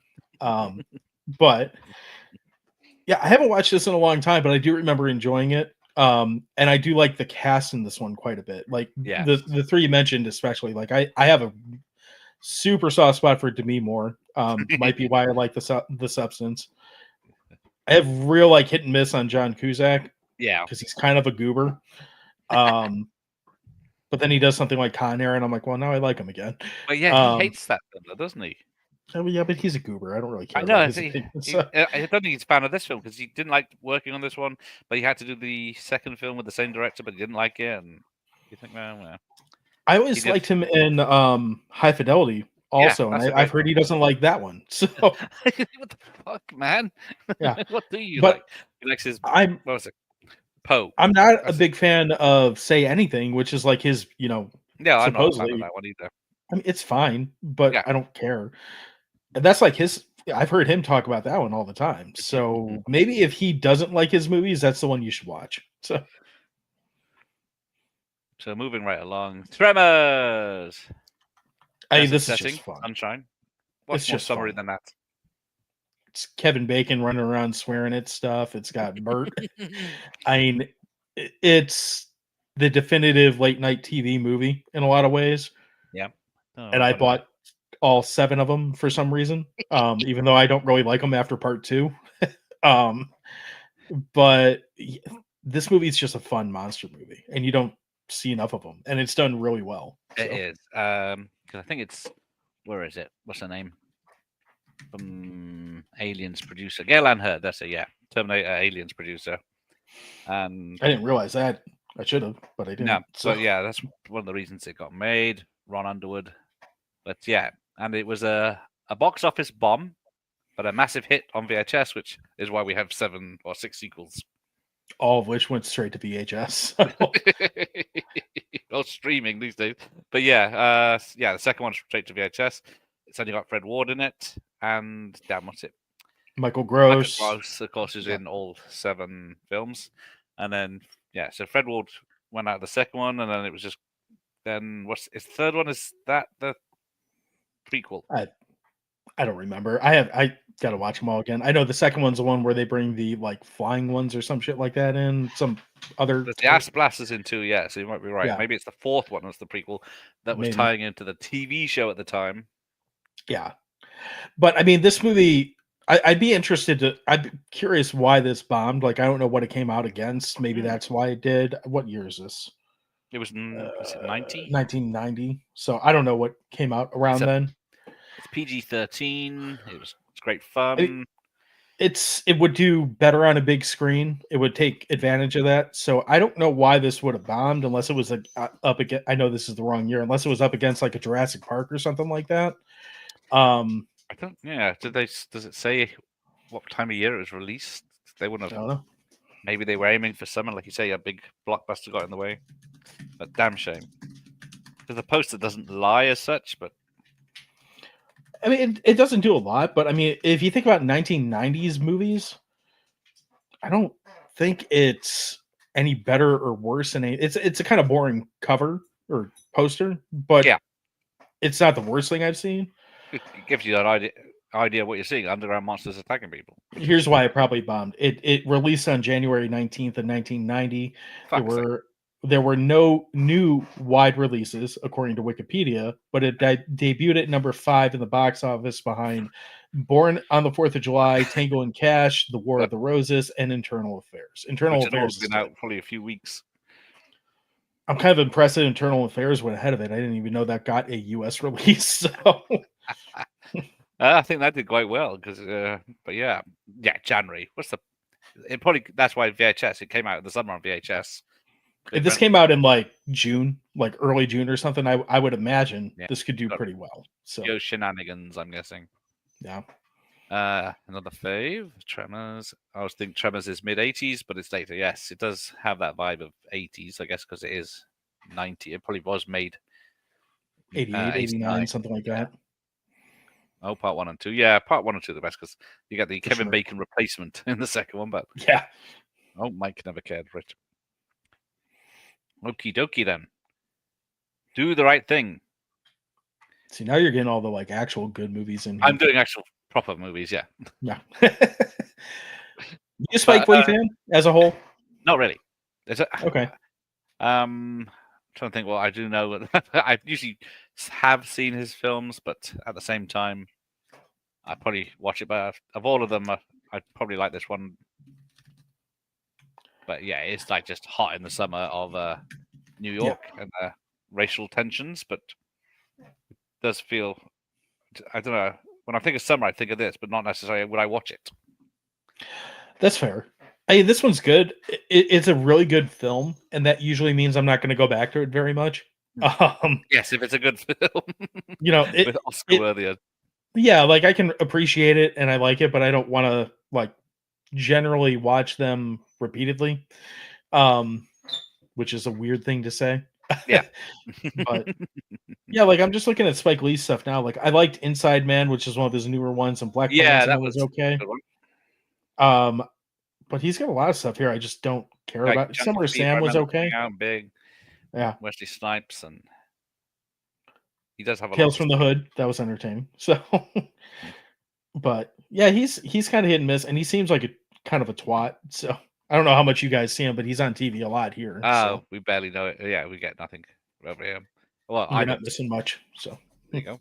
Yeah, see, I'm doing well. One of my favorites. He is good. He's a good actor as well. But yeah, yeah, for sure. the Yeah, I don't. tension builds and builds and builds as well. Hmm. Mr. Genzi's here. School Days as well. Yes, I remember School Days. Yeah. Yeah, he's good. It's just I don't know. He's not one that I reach for very often. No, it's just when I think of summer, I think of this film because it does show heat in the streets, the kids playing on the water fountain things, Sure. the fire brigade. But yeah, it does, and it's just based in this very hot summer. Champagne is on Prime. It's called Road to Revenge. So Hopefully you get the full movie. So yeah, there you go. The social commentary is very relevant at the times in back in New York, as it shows in the picture there. But let's see, it's a horror. it's a Jaws knockoff. So It's a great one. I love Alligator. Robert Forster. the wedding scene alone The wedding is scene is my Alligator. some of the quite possibly the best like all around wedding ever on film. So I like the sequel too, but that one's a little goofy. So That is very goofy. I'm not the Yeah. biggest fan of that. When I watched it a few months ago, yeah, there's my Alligator. That's yeah, so it's the same poster. see, and this is one of those movies that I don't understand why every like copy past VHS doesn't use the original poster. Well, the 'Cause the twisted original- alligator. Yeah, I got the Blu-ray which has like a reanimated alligator in the sewer, but like this one just looks so much gnarlier and like It does. It menacing. looks like this is what you're getting. A Yeah, brutal killer. and that's not really what the movie is. Like, there's kills in the movie, but it's very hokey in a lot of places. Like, it's a goofy movie. I think that's why I like it. It's Yeah, because it's goofy. Yeah, screenplay by John Sayles, who's Mhm. didn't he do Piranha as well? I think. I believe so. Yeah. It's Henry Silver in it, so it's always a bonus. And then you got Robert Forster with his hair issues. This is one of those good movies though because the people really don't matter in it. It's kind of like when a Godzilla movie gets it right and there's a lot of people in it, but you don't care. Like you only really care about the alligator fucking up people. So, You do get that. Yeah. But yeah. Alligator, I've seen this one back in the late 80s on TV. So you've seen this one. Oh, it's Wee Allie. Such a cute scene. This is why Josh subs so much. I'm expecting this to be my favorite film of all time. That's Champagne and Bullets. I'm sure it will be, Josh. I'd rather watch Alligator, but Depends on my mood. I could go either way. So, but yeah, it's got great practical effects, and of course, there's model effects to make the alligator a normal alligator look big, but they're right. pretty good. It's got plenty It's- of gore as well. People being bitten in half and stuff, legs bitten off. It's that good 80s gore too, where it's totally impractical, but it works in all the ways that like you don't care. It's why Yeah. in a lot of ways horror is the most comedic genre because it's so ridiculous that all you can do is laugh at it, or you can be like, mad and try to like bang Yeah. it. So, Yeah, the cop that can't get out of his car, so he gets out the Right. car, the side of the car with the fucking alligator on it. And he gets beaten. yes. Yeah. But the worst, the sad bit is the kid in the swimming pool. It's like having a birthday party, and they chuck him in the pool, up walking the plank, and there's a fucking alligator. I didn't have a problem with it. I'm fine with it. So. Oh dear. But Rear Window, there you go, another one with the hot summer. I can't see this without thinking of the Simpsons spoof of it. There's a strange kid looking at me. I just think of Bart with his leg and the cast that says Millpool. So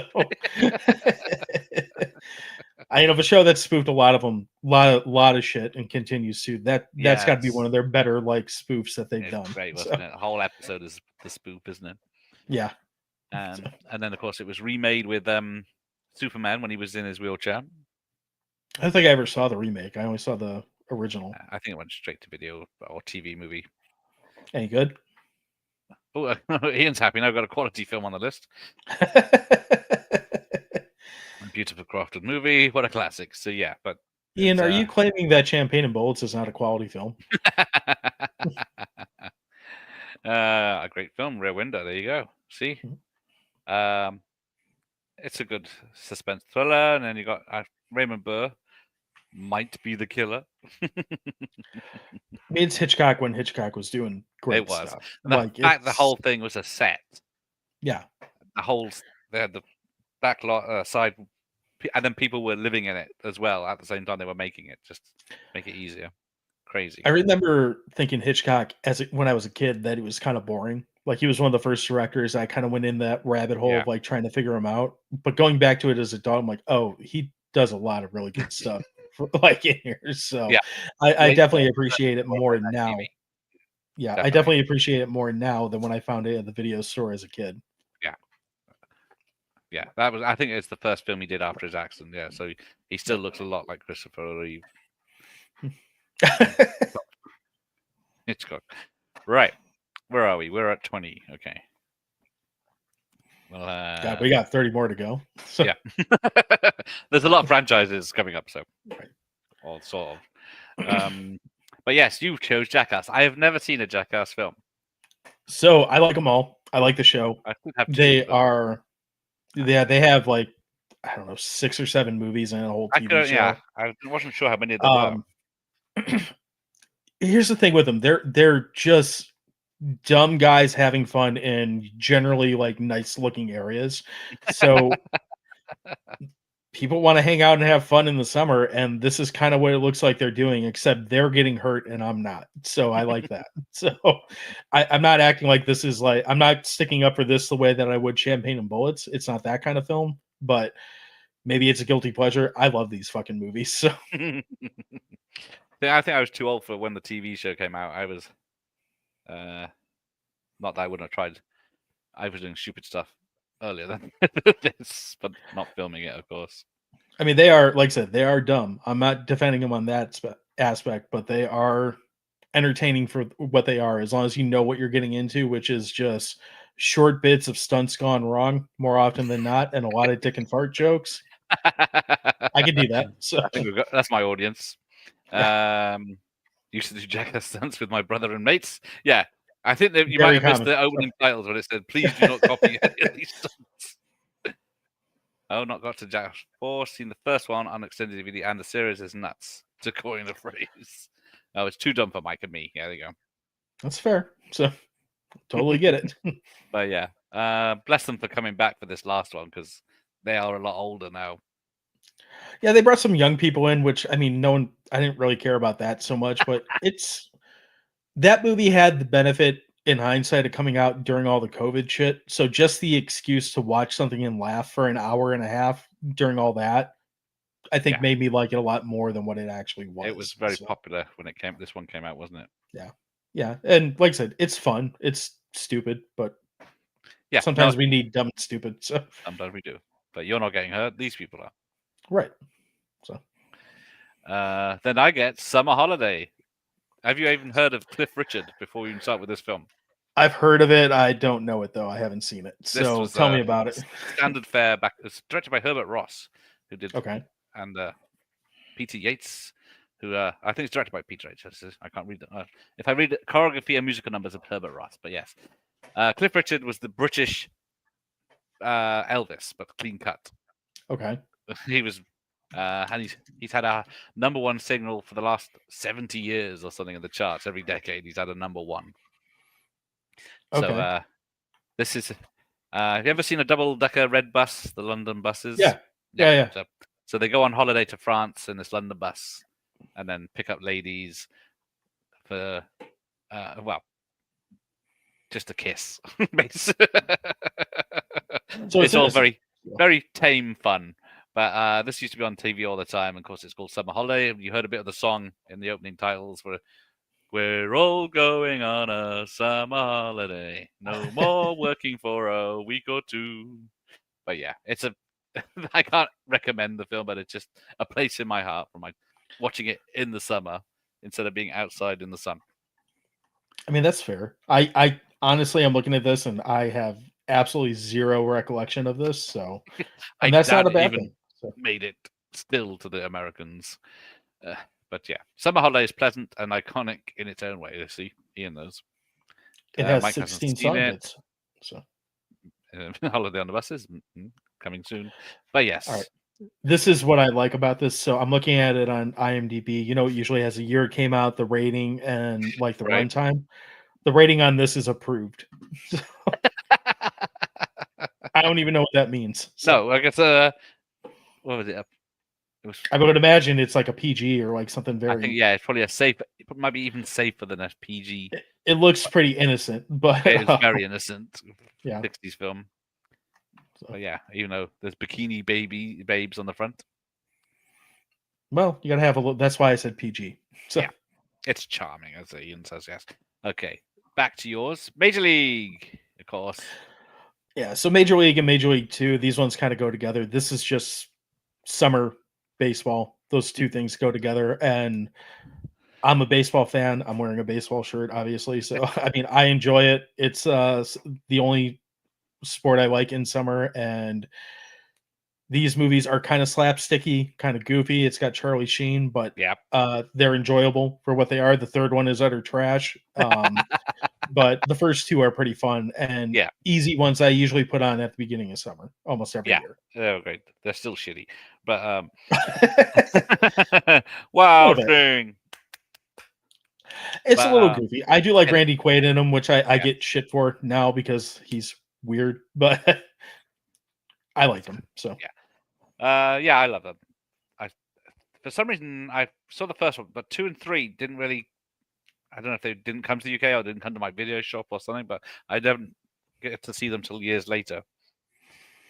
three is just bad. Like 3 should not have even gone there. The minors. But yeah, that one's just fucking terrible. But I mean, unless I'm not gonna act like there's not a pretty big drop off between 1 and 2. Like there is. But But still the same cast, isn't it? yeah, and it's kind of one of those movies. It's like, well, I watched 1 and I have nothing else to do. I'm gonna go ahead and just roll right into 2 and go with that. That's usually how I end up watching part 2. Yes, So, because they recast Wesley Snipes. yeah, he's in the second one. I don't think he's in the first one. So Yeah. Can't remember who they recast him with.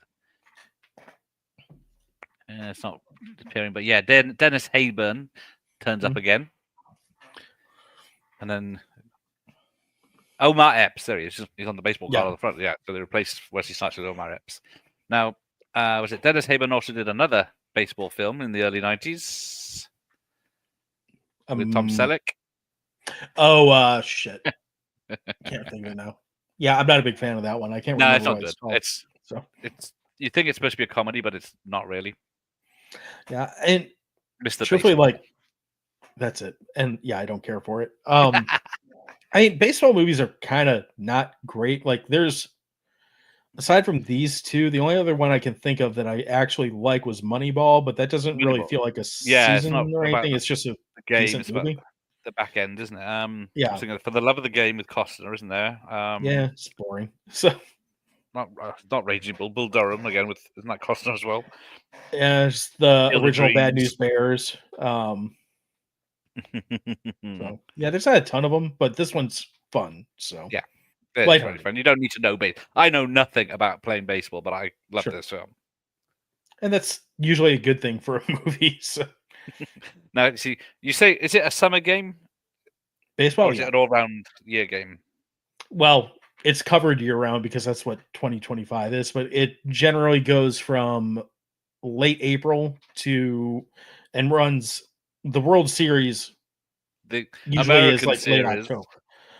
Yeah, well, that's what we call it because the World Series usually ends somewhere in late October, which is Okay.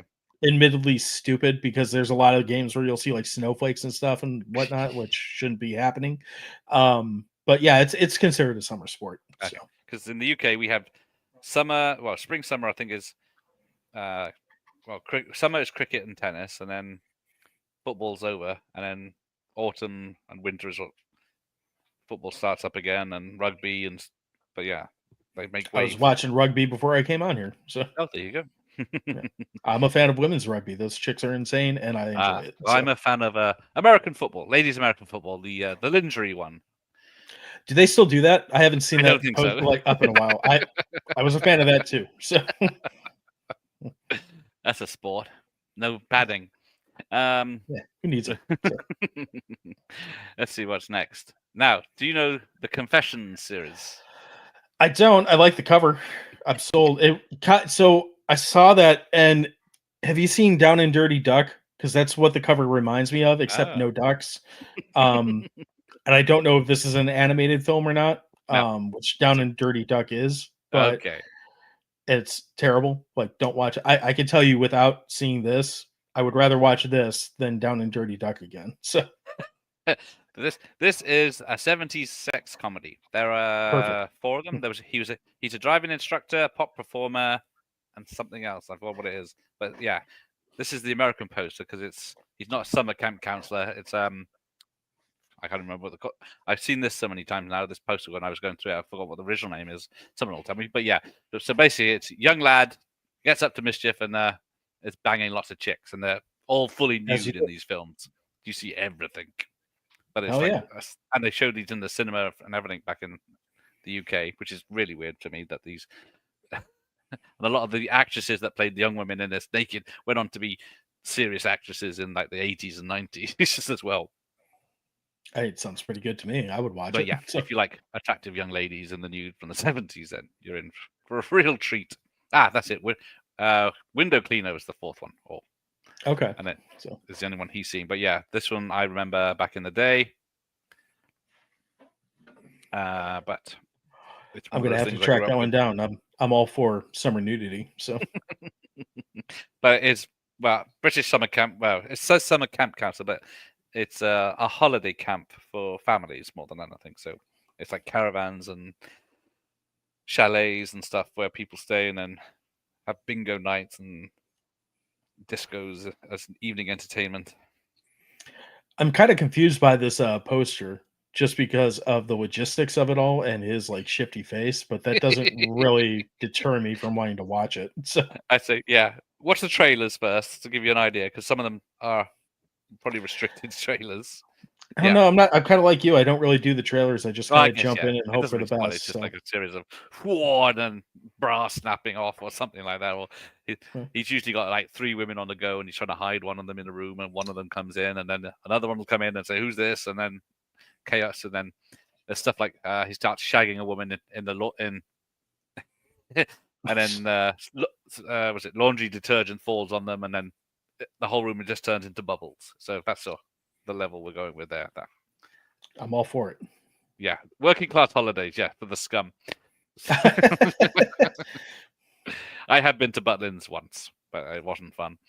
Yeah, these were massive cinema hits at the time. There was a series of books. They made 4 films, and damn, they're funny and sexy, and even technically brilliant. Yeah, this poor lad, Robin Asquith, does all his own stunts, and he gets into some scrapes, usually with his knob.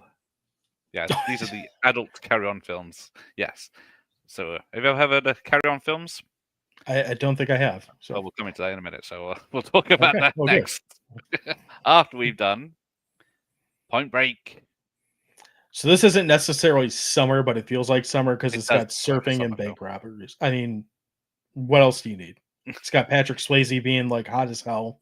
Yep. It's got, I would go as far to say, the best bank robbery ever put on film. And the director, whose name escapes me right now, The is lady, yeah, Catherine she Bigelow. is. Yes, Catherine Bigelow is one of the most criminally underrated directors in cinema. I know she's won an Oscar, but like her early stuff, movies like this, Near Dark, there's something that she sees in movies like this that she puts on film that you don't get from other directors, and I'm a big fan of hers. Yeah, I don't So, know. Yeah, like you say, she's done some great work. What's she done recently? I'm trying to think. That was after that's 03. American Sniper was the one that she won an Oscar for. I'm not sure what she's done since then. Yeah. So Because she did, was it Blue Steel with, what's her face? oh, Halloween Woman. Jamie Lee Curtis. That's it. See, Yeah. Catherine Bigelow is one of their favorite directors. There you go. See, She's great. almost pop performer. Yeah, her recent work. Hurt as well. So, Locker yeah, was one. I think Hurt Locker, she won a lot for that too. Well, Zero Flynn was Dark American 30. Sniper, wasn't it? Yeah. So But yeah, and yeah, she should have done a lot more films because wasn't she with Cameron? I can't remember. she was. I thought it was No, it was Cameron because she was with him during Alien 2, and that's where Near Dark came out of, was Alien Right, 2. yes.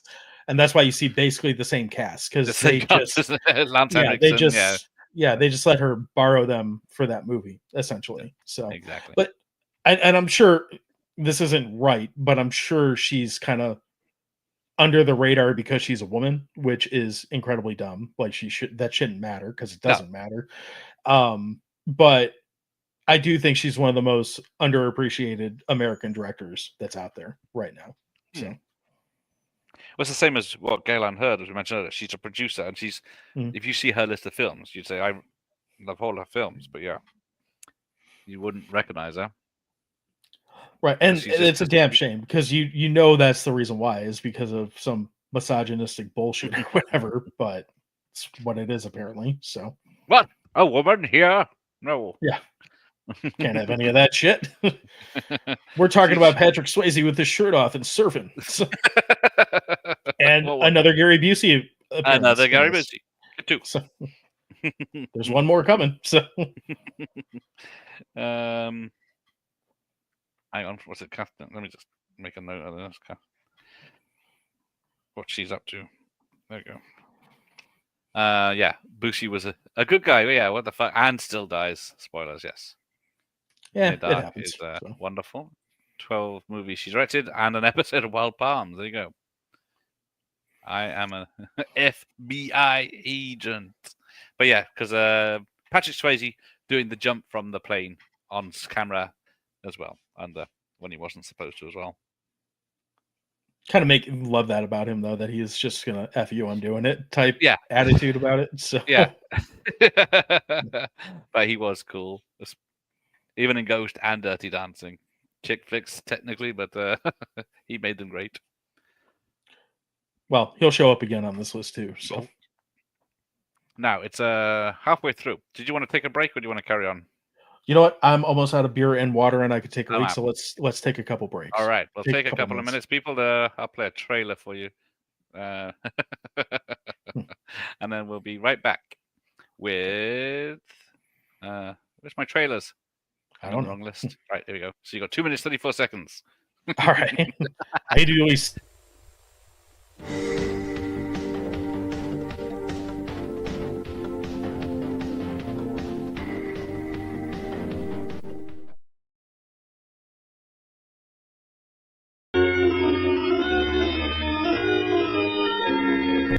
Next time you're in Alfreton, make sure you take a visit to Trades to Video, the 80s video shop.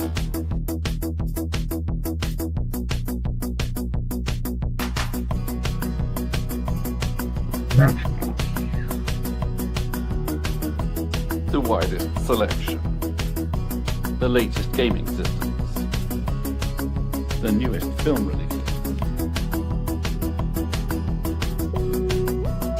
Straight to video, King Street, Alfred. Be like Kylie and step back in time. At the Agra Indian restaurant, we select only the freshest of spices. At the Agra Indian restaurant, we use only the best quality meats and vegetables.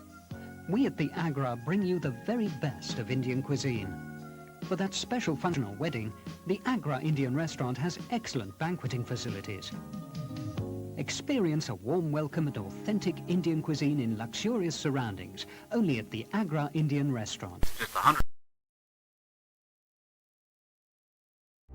It's over, man. Are you ready to blast off on your cinematic journey here at Blaster Video? Well, let's go! And with over 3,865 movies in my store, we got all the categories covered, from horror, sci-fi, fantasy, action, even comedy, all on VHS. First-time customers get one free rental. Well, the snake is out of the bag, and Fury of the Viper is now on sale at the video store. And for a limited time only, while supplies last, you get a free fridge magnet. So come on down to Blaster Video. We're located in the back alley of 10815 Unita Avenue. And always remember, be kind, and rewind.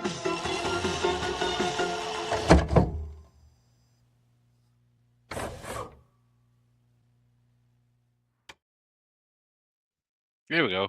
I'm back. Right. Just wait for John. Here he comes. He's back in I the got room. beer. Well, I was always in the room. I just over there. Well, So, all right. He was in his bar. it's way back there. Gotta have it.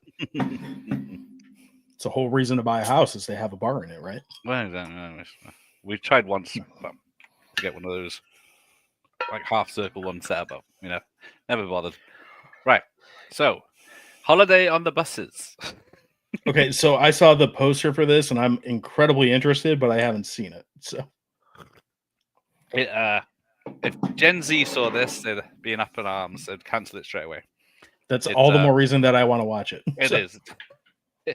So in the 70s, 60s, 70s, TV shows and sitcoms got a film basically. mhm. So many, and then most of them they always went on holiday somewhere. Yeah, it makes sense. So this one, these people work on a double-decker buses again. So as was the thing at the time. So yeah, basically so there's his mum on the top left, his boss Blakey next to him. He's the top, and that's his sister, and then his wife, and then his partner on the bottom left, and his brother-in-law on the right. So yeah, they go on the holiday, and shenanigans happen. The guy in the bottom left looks like an absolute winner. The thing is, the two of them, the bottom left and the very top guy, Reg. Does my mouse show? Yeah, him. Mm. They're the one. They're getting birds all the time, so they're always making out with your lovely ladies throughout these films. As you do. A bit less risque than the others, but yeah, there we go. Not much, but yeah, it's a childhood thing. Again, it was always on telly in the summer. But someone you went with Predator, which is a bit of a diversion away from Holiday on the Buses. Yeah, it is a little bit different, but I mean, everyone's sweaty. Everyone looks really warm in It this, is so definitely I'm hot. going to go ahead and throw it as summer because that's apparently my only qualification is you got to be hot and sweaty. So, but is there like a more good action sci-fi blend than Predator? Maybe one that is on this list a little later, but it's up there. So It is absolutely amazing. Yes, you can't go wrong, and it hasn't been improved in 40 something years now. no, it hasn't been improved. I mean, I like some of the other ones. There's another one. You might as well just kind of mix it in with it because I like the Robert Rodriguez one that came out in. Hang on. Yeah, it is in here. Where is that? Oh, that's all right. It's all right. Yeah, that 201. one. So I like this one. I think this is the closest they ever got to getting as good as the original, which probably Robert Rodriguez probably has a lot to do with that because I love him. But I don't know why they decided to kind of retcon the first ending into this one. I feel like that was kind of a cop out. Yeah. But I mean, these predators, these creatures, they're just fucking fun to watch when they're doing their thing. So that is true. Okay, yeah. So back to my one. I had these films were my staple in my younger days. Yeah, see, Mike knows. sure. And Holiday on the Buses is great. Exactly. That has the best credits ever. Yeah, it's when it's really weird that they're smiling at camera after being annihilated. Oh, we got doing well tonight for double feature. Yeah, but Arnie, that's the poster I remember because the UK one's a bit. I think he's all in Predator Vision, red in Predator Vision on the UK poster or VHS. I always remember that one. I had the T-shirt this one back in the day. Yeah, but obviously I ruined it by wearing it forever. Well, that's nothing wrong with that at all. No, I mean, apart from I don't have it anymore. Yeah. I don't think you can get it with that picture on either. I'm sure you can. It's just not authentic or whatever. No. So. Yeah, that's the difference. Ian's only seen 1 and 2. Predator 2 is pretty good too. That's the one with Danny Glover in the whatever city they're in. I like that one also, but it feels like such a drop off from the first one. It's like Josh says, my mate, Predator director, We'll have Stephen Hawking will hear about this. Well, So, yeah, but Predator, you can't go wrong with a bit of Predator. Definitely, yeah. no, Because, yeah, Predator 2, I guess we could have added this because it is hot and sweaty as well. But it is. Well, all of them are, except for yeah, well, I guess when they get into space and the one in the the Predator is Halloween, isn't it? I think it's set. yeah, the one with Shane Black. That one, it's just fucking terrible. But Yeah, bring back the man that helped write the first one. yeah, and somehow manages to fuck up the was that the fifth one or something like that. So I was going to say, my Predator 2 is missing. There it is. yeah. But yeah, And I like the Prey too. I haven't watched the new one that's out yet, but I like the Prey also. I thought that was pretty cool. So yeah, Prey I liked. Yeah, so that's it. So. No Predators was the last good movie in the series. The Predator was kind of boring, and Prey was awful for Mr. Gen Z. There you go. Yeah, they love Prey. Predator was decent. Yeah. Most people say the first one is the best, and then have For sure. variations. All right. Take care, Mike. See you next time. But yeah, most people, I haven't heard anyone say a bad thing about the first one anyway. well, not if you like fun. So Yeah, anyone in the chat dare. Go on. But so there's that. Then we get to Carry On Abroad. So the I don't Carry think On I've seen this series- either. So you're finding all these I'll gems. explain the Britishness to you. That's good. I need it. So the Carry On films lasted from technically, I think it was 50s to 70s, and Okay. then in the 60s they were peaked, I guess. But they all had the usual same actors as in this one: Sid James, Kenneth Williams, Charles Hawtrey, Joan Simmons, Bernard Bresslaw, Barbara Windsor, Kenneth Connor, and then random others, Hattie Jakes and stuff. And so it was all like British comedy. And then, of course, all the men were eyeing up the dolly birds and going, whoa, all the time and all this business. And then the women will be, usually their wives, harassing them about something.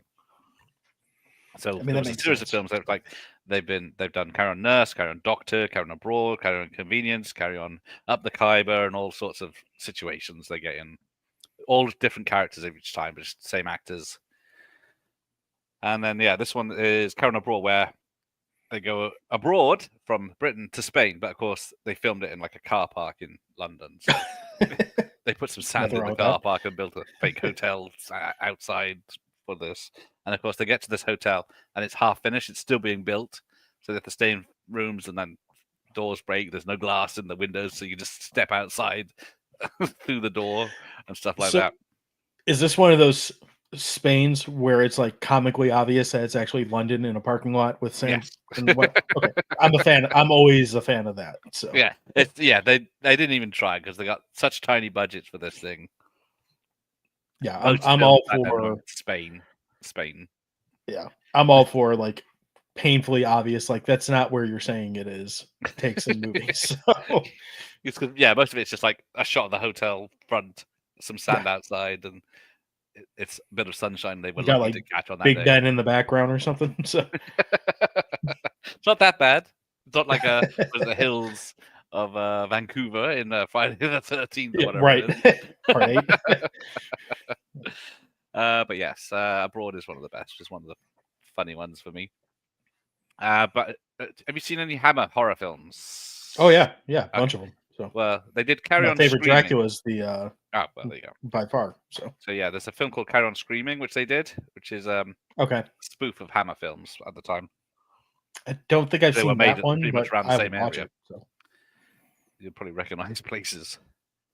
Hmm. Yeah, they were pretty racy for the time because, like, as you see there, the girl's got a bra almost, bikini almost off. I mean, that's what they're supposed to do, right? So there is hinted at nudity and sexual stuff, but yeah, you don't actually see much. But it's a lot problematic because of there is blackface and there is innuendos and all sorts of non-PC stuff that's still funny. But yeah, so yeah, exotic locations like Bagshot, Surrey, and High Street and Slough and Pinewood, of course, from 58 to 92, exactly. Nowhere within a few, because there's one called Carry On Camping, which takes place in a field of tents and caravans, and of course it's within yards of a main road in London. But yeah, See, that sounds like a comedy of errors that I would actually be exactly. I'd enjoy. be interested in your opinion of these British ones. You probably either hate them or you'd love them. So there's no two ways about it. Oh, there's Carry On Camping. There you go. So we There just you put there's Carry On Camping. So yeah, I don't remember putting 2 films, but I must have just chose. But yeah, so as you She's can all tits out on that. It looks like. So. there it is. Yes, that is the famous one. There's the I forget her name now. Barbara Windsor. So she was the young, fit woman with big tits. That she's doing exercises in a bikini, and then the bra, boing, springs off, and she goes, "Oh, dear." Is this where National Lampoon ripped off the animation style from? Because I'm getting a lot of like early National Lampoon vibes That is off true. of some of these I posters. can see that now. So But yeah, lots of misunderstandings, double entendres, and fun and games, as it says. But yeah, is that a ram going into that female butt up there? Is that what I'm seeing? it is. All right. Seems like a good time. So It is. Let's see. The LA Times said, "It's a joy to be able to sit back and relax with some perfectly silly, old-fashioned, low-down humor. The jokes and gags are non-stop." There you go. okay, all for it. So Yeah, like I said, it's barely 90 minutes as well, probably. But it is R-rated in America. I did not notice that, but yeah. Right. So let's go back to an American comedy. I've never seen a Cheech and Chong movie. I keep meaning to, but I never get round to it. Should I? do you like marijuana? Then take it or leave it.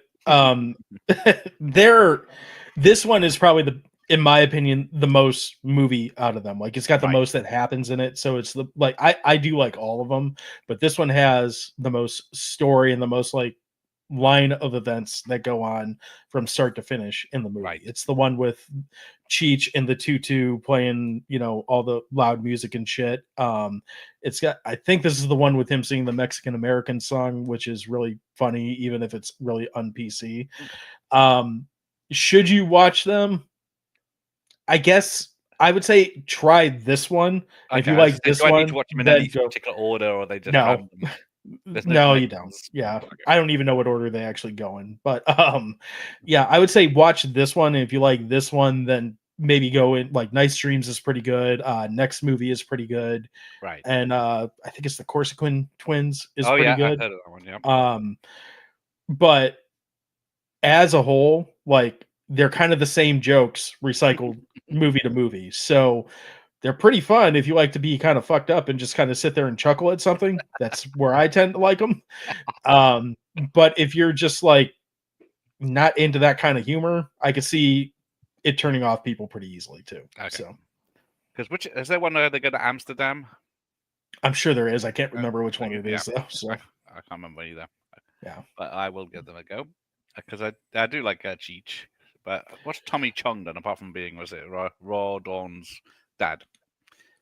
He was in that 70s show for a while, and he was in Half Baked, stoner comedies. I'm sure he's popped up in Dave Kevin Smith movie one? at some point.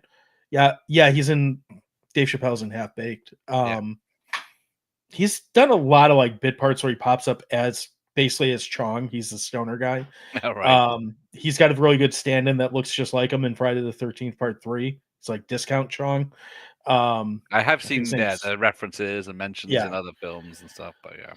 But I wouldn't call him like one of our greatest actors or anything like that. So they know their limits. I see they haven't seen these films either, so it's not just me, Josh.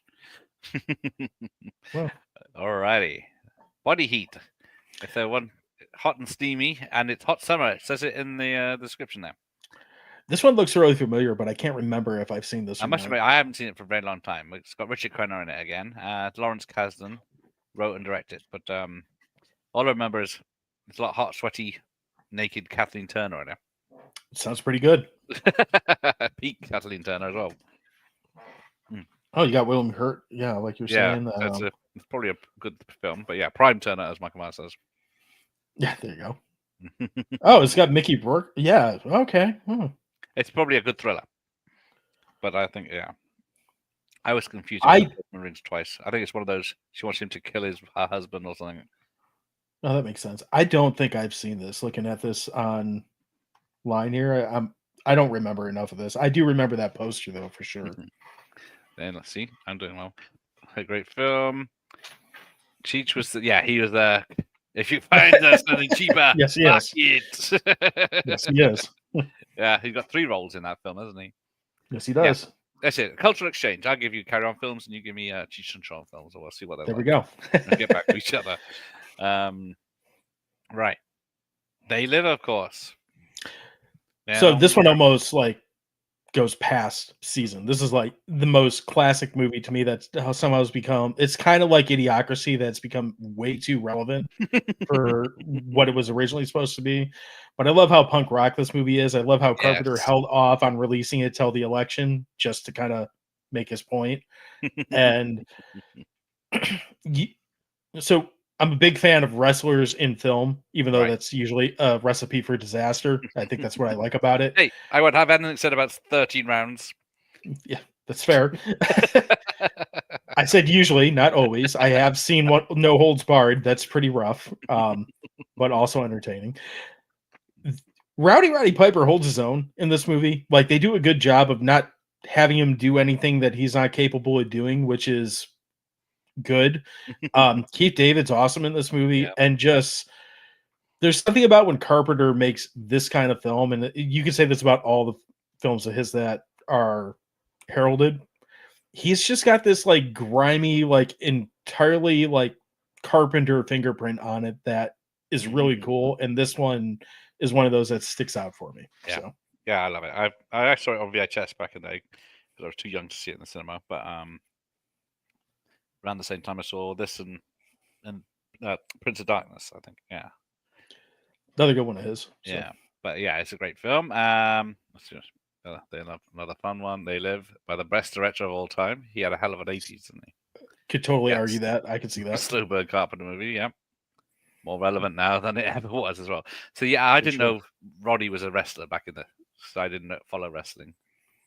Yeah, go watch Body Slam. That's his another one of his movies that he actually wrestles in. So I've seen him in his skirt. Oh yeah, Michael Myers discovered it on late night TV. I think that's where I caught up with it as well after left the shop. Independence Day, of course. Definition of a summer blockbuster. It is. So yeah, Will Smith ruled July 4th for, is it 3 or 4 years? He did what's it, Bad Boys, then this, then Men in Black, but then Wiki Wiki Wild Wild West. And that still made money. It wasn't good. It was, yeah. He bought it, people in to watch it, but yeah, it wasn't any good. This movie always pissed me off because when this movie came out, I had a computer at home, and for whatever reason, I could never get a fucking mouse to work with it. Like it would never read as compatible. So when he jumps up onto this fucking alien spaceship and just plugs his laptop into it, I was like, "Oh fuck you, Jeff Goldblum, and your goddamn laptop!" Like, I was always livid about that. Now, like, I can watch it and not be so mad about it because I can Bluetooth and connect to things. But I remember when this came out, I was like, "Get the fuck out of here!" So had no plug and play back then. You had to install the driver, then point to it, and then hope the device would work.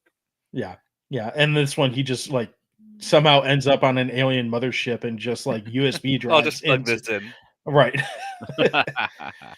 So, but yeah, I mean, it would have been funny to see like 5 minutes in the movie of him downloading drivers for. Hang on, we need to go to Radio Shack for a floppy disk. Yeah. But yes. Ian, you're right. The practical effects are pretty good. And digital combined, worth a treat. That stupid dog show when it's jumping away from the explosion and the fire doesn't come with it. Yeah, the amazing Welcome to Earth scene. So yeah, they gave the aliens a computer virus. Somehow, he had time to program a virus to their alien fucking software.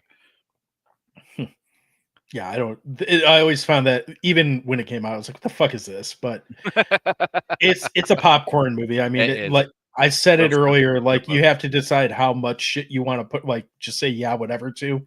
This is one of those movies you have to just kind of say whatever and move on with it. So. Hands up, I don't even mind the sequel. I know not many people have even seen it, but I've seen it. I don't remember much of it, so it must have been good. Is over the top, is what it is. Yeah, which is probably why Okay, surviving the game then. Gary Busey comes back. More Ernest Dickinson and more Boosie, yes. Yes. And it's just the first Rutger Hauer and Ice-T. I only saw this for the first time properly this year or last year, I think. So this movie was one of the movies that kind of inspired us to start a podcast on our side. So Right. it's massively underappreciated, and it holds up surprisingly well. So it does. It's got some great action. and yeah, and it's totally I feel like it's a summer movie because it looks warm where they are. That's about it. So it's got nothing to do with anything other than that. So, oh, there you but go. Watched this yesterday, and Josh Good has choice. not seen it. so Ridiculous underrated. There you go. But yes, it is. I think Hard Target got there first, but this is probably the better film. Not as crazy or as fun, but I don't know. Hard Target has that scene with Brimley coming out of the fire yeah. on his like horse, which is pretty great. But it's a different vibe, and this is one of those humans hunting human films, and it's one of the ones that does it better than most. So yeah. There's been a few over the years because Hard Target 2 for a start. yeah, there's a bunch of them. I can't think of them all, but this one, I don't know. Ice-T is good in it, like really entertaining in it. Yes. And this was when he was still.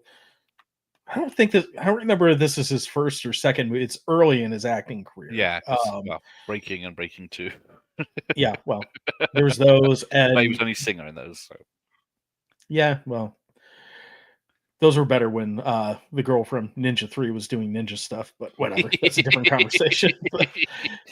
And then yeah, Rutger Hauer and Gary Busey this movie is just five guys who can put the most scenery in their mouth and chew it. That's most of what this movie you got is. F. Murray Abraham as well, William McNamara. It is a hell of a cast, Chauncey McGinley. Yeah. McGinley's doing his like best Jesse Ventura impression through the entire time. Even for that picture, he looks just like him. Yeah. Until he's not in the movie anymore. And then it's like, well, I guess he's not Jesse Ventura anymore. So yeah, there we go. Very recommended, of course. Die Hard with a Vengeance, as was mentioned earlier. And Summer in the City. Another hot take. This is my favorite of the Die Hard franchise. I can't believe it. I do love this one. I do. It might be equal for me. Which one I watch?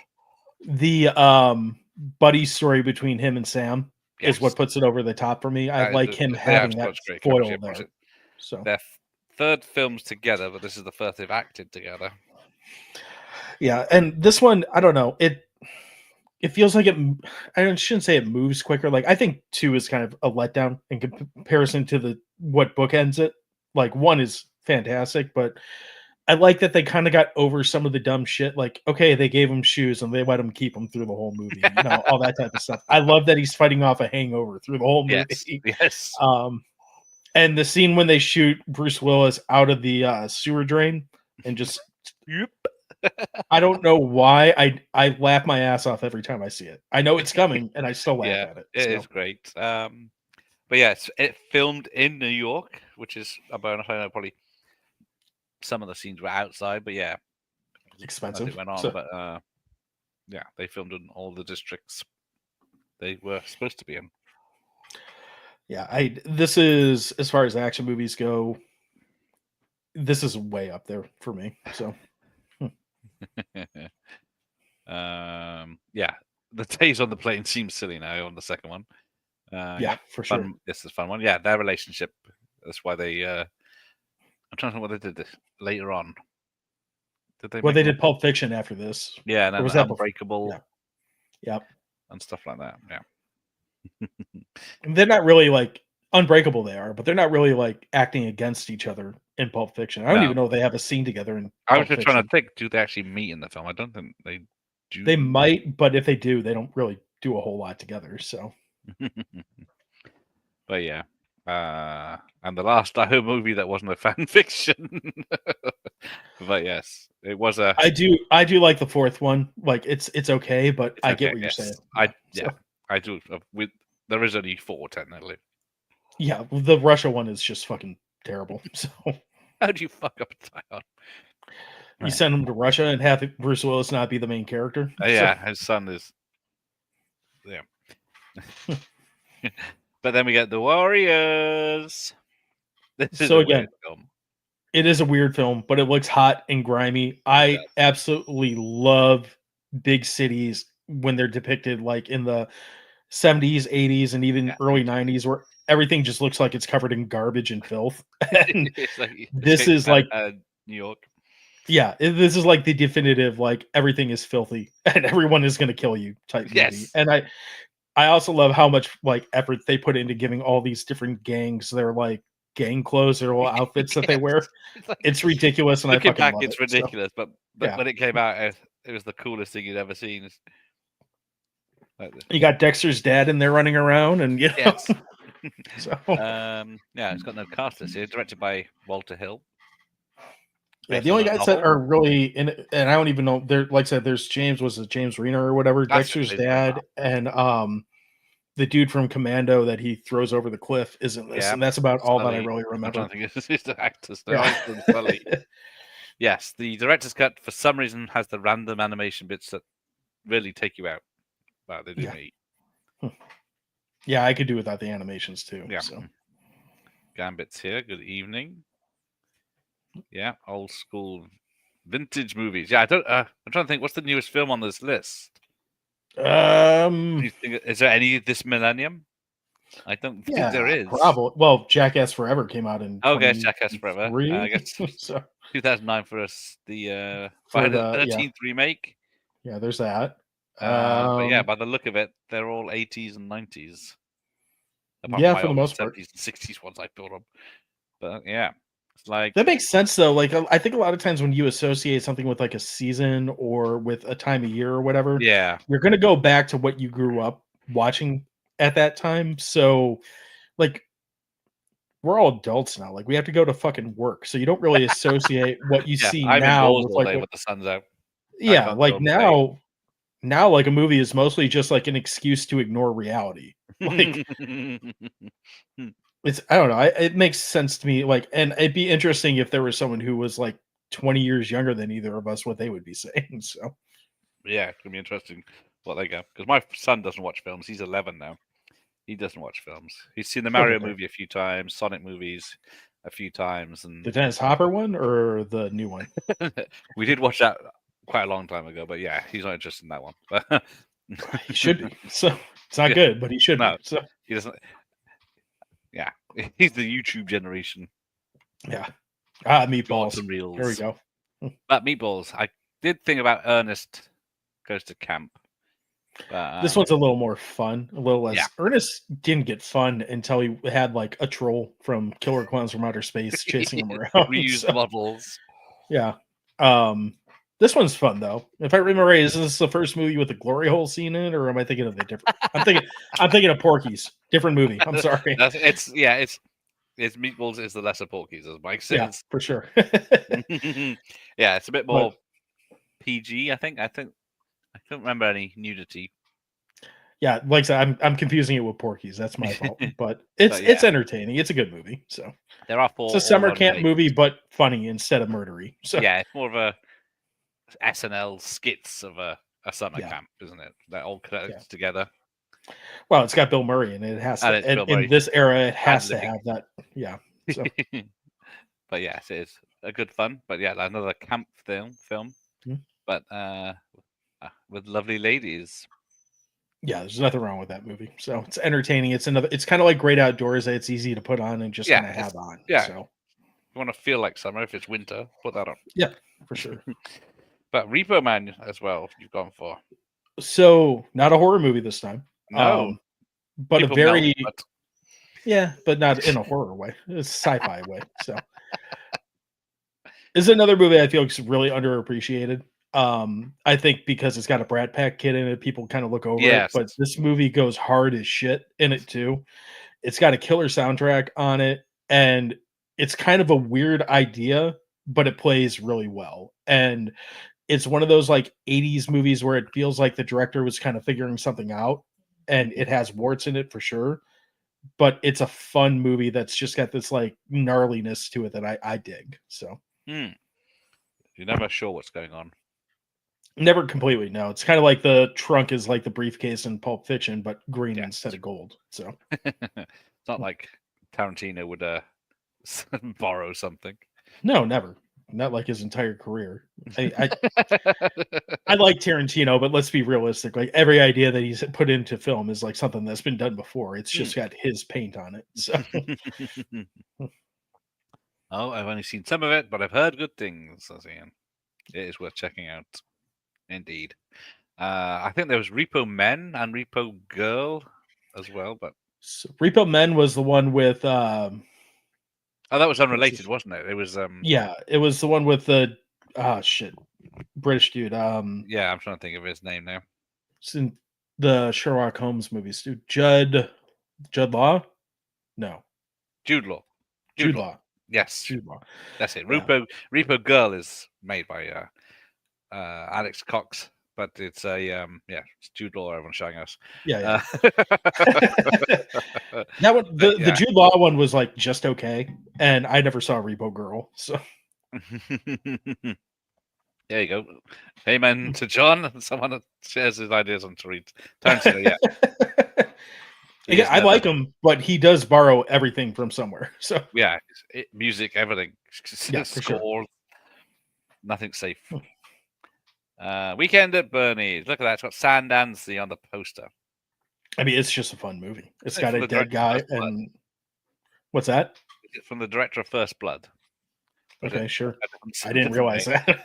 I'm not sure. Someone will tell me. Yeah. But yes. I like both these movies, 1 and 2. I think they're both just good slapsticky comedies. So That is true. They're totally different films. for sure. Because, they bring in 2 back. is dramatically dumber than 1. It is. But they're both entertaining for what they are. So. Yes, you'll have a good laugh. Say, what the fuck is going on in this second film? I But love yeah. it. No point in either one of these movies does anyone realize that this corpse smells like a corpse. So Yeah, see, yeah. He's seen Weekend at Bernie's 2, but hasn't seen the original 2 was weird. Yes, it is was. weird. With Yeah. the fucking voodoo man. Bernie was the dick psychiatrist in Friday 7. Yes, he was. Terry Kaiser. Yeah, more or less. So, but he's good as a dead guy, I guess. So Yes, that takes some talent. for sure. The, That probably wouldn't be the easiest role to be, just to be lifeless for an entire film. Don't react to anything happening and Right. just go limp. But then you get Roadhouse. I mean, the ultimate bar beat 'em up. Yeah. It's not even like from a narrative standpoint that good of a movie. It's just No, a bunch of dumb hillbillies fighting Patrick Swayze, and I'm fine with that. So. Yeah. Came out on VHS. I watched it and I wasn't a fan, but then years later I rewatched it and realized what I was missing. Yeah, I hate the remake. The remake is fucking stupid. But I did enjoy it. It was like they're just stitching the action together. You can see it where they like throws this guy and then in the same movie fighting this guy, but then you can see the stitching they did. well, Conor McGregor's such a dipshit too. The Yeah, fact that that they didn't gave help. him a leading role in a movie, but this one is again, the remake proves this. You couldn't make this movie in another era. It'd have to be between 1980 and like 1999 to make this an entertaining movie. But the fact that this movie came out in 19 whatever, I don't even know off the top. think it's 80. 8. I was gonna say 6, whatever. It's definitely around them. Yeah. So mid 80s movie. It's great. It's fun. It's 100% a movie. Don't go into this expecting like, Shakespeare. Yeah, But- it's not even that action packed until like No. the last 10 minutes. But it's entertaining as shit the whole time. It is. So And it does have some TNA. yeah. And it's the kind of movie where it takes place it's like you just kind of want to be there. Like you kind of want to be in this environment, just kind of being a fly on the wall, watching all this chaos going on. So Yeah, because Swayze is so cool. He's got the mullet and the jeans and those Oh, for cowboy sure. boots. yeah. Kicking boots and all that. So yeah, it's great. So a lot of scenes of him doing like karate and like meditating in the sun. Yeah. All that shit. Yeah. I don't know if you don't like this movie, that's fine. But I'd question like what your idea of fun is if you can't watch this movie and just turn off the brain and enjoy it for Well, an hour exactly. and a half. It's only or whatever, 90 minutes, so, if that. yeah. So yeah, So- you're not gonna miss it. But the sequel, yeah, not great. So, no. Swayze's character's killed off screen between Right. films, and it's his son, who's a FBI agent that goes. It's like back to work Halloween in a 4, bar but in with Florida. Roadhouse. So Not worth it. But yes, it does have the man himself, Sam Elliott. That's Not enough true. in it, but The Stranger. So there's it. That's the dude. Okay, Grease is the word. Summer loving. You heard at the beginning. But am I wrong that I like the sequel more? Yes. I love Shooter McGavin, and I love the reproduction song that's in the sequel. That is a good both- song. I will give you that. So this one's fine. This is one of my wife's favorite movies, so I have no like real argument with it. Maybe that's a negative because she wants to watch it, and then I have to sit through it. But it's John Travolta at arguably his best. So It is, yeah. He's got the looks and the moves and the song and the voice. Oh, I'm moving on. Oh dear, yeah. And your comments. I don't know which one I said that upset him, but I think it was Grease 2. oh Well, I think sorry. Michael Myers said yeah to Grease. That's fair. So And there you go. Everyone's choosing songs from the sequel. Cool writer. I don't mind the sequel; it's pretty good fun. But yeah, I just had the double album which I got on vinyl here, and I just played the hell out of it. That's mostly the music I like about the first one. I think with that kind of movie, the music has to be what catches you because the movie's fine, but like without the music, it wouldn't be nearly as fun. So yeah, definitely that is true. But yeah, of course, it starts with her summer holiday and a summer romance, and then back to school. Yeah. But there you go. I have one of the Pink Ladies jackets upstairs. So you have, or the wife has? both. We got them at a Halloween store here. We were both Pink Ladies for a I Halloween. think So. my wife's got a Pink Ladies jacket, but a faux one from a Halloween. Oh yeah, ours is like super cheap. Yeah. Yeah. So I have to do Grease again and what to wear it. Oh yeah, Saturday Night Fever is a better film over Grease. Yeah. Oh, there you go. that's fair. So Oh yeah, so you stop the vid. We won't get about this. The Miami Connection. I was gonna say if you like Champagne and Bullets, this is the other movie for you because Yeah, and vice there's versa. actually one other one too that's kind of right in this vein. But this movie's just, if I remember right, it's got a similar story to New York Ninja where the footage was just kind of like never put out, and then Vinegar Syndrome gave him $50 and put it out, and Yeah, it's fucking amazing. So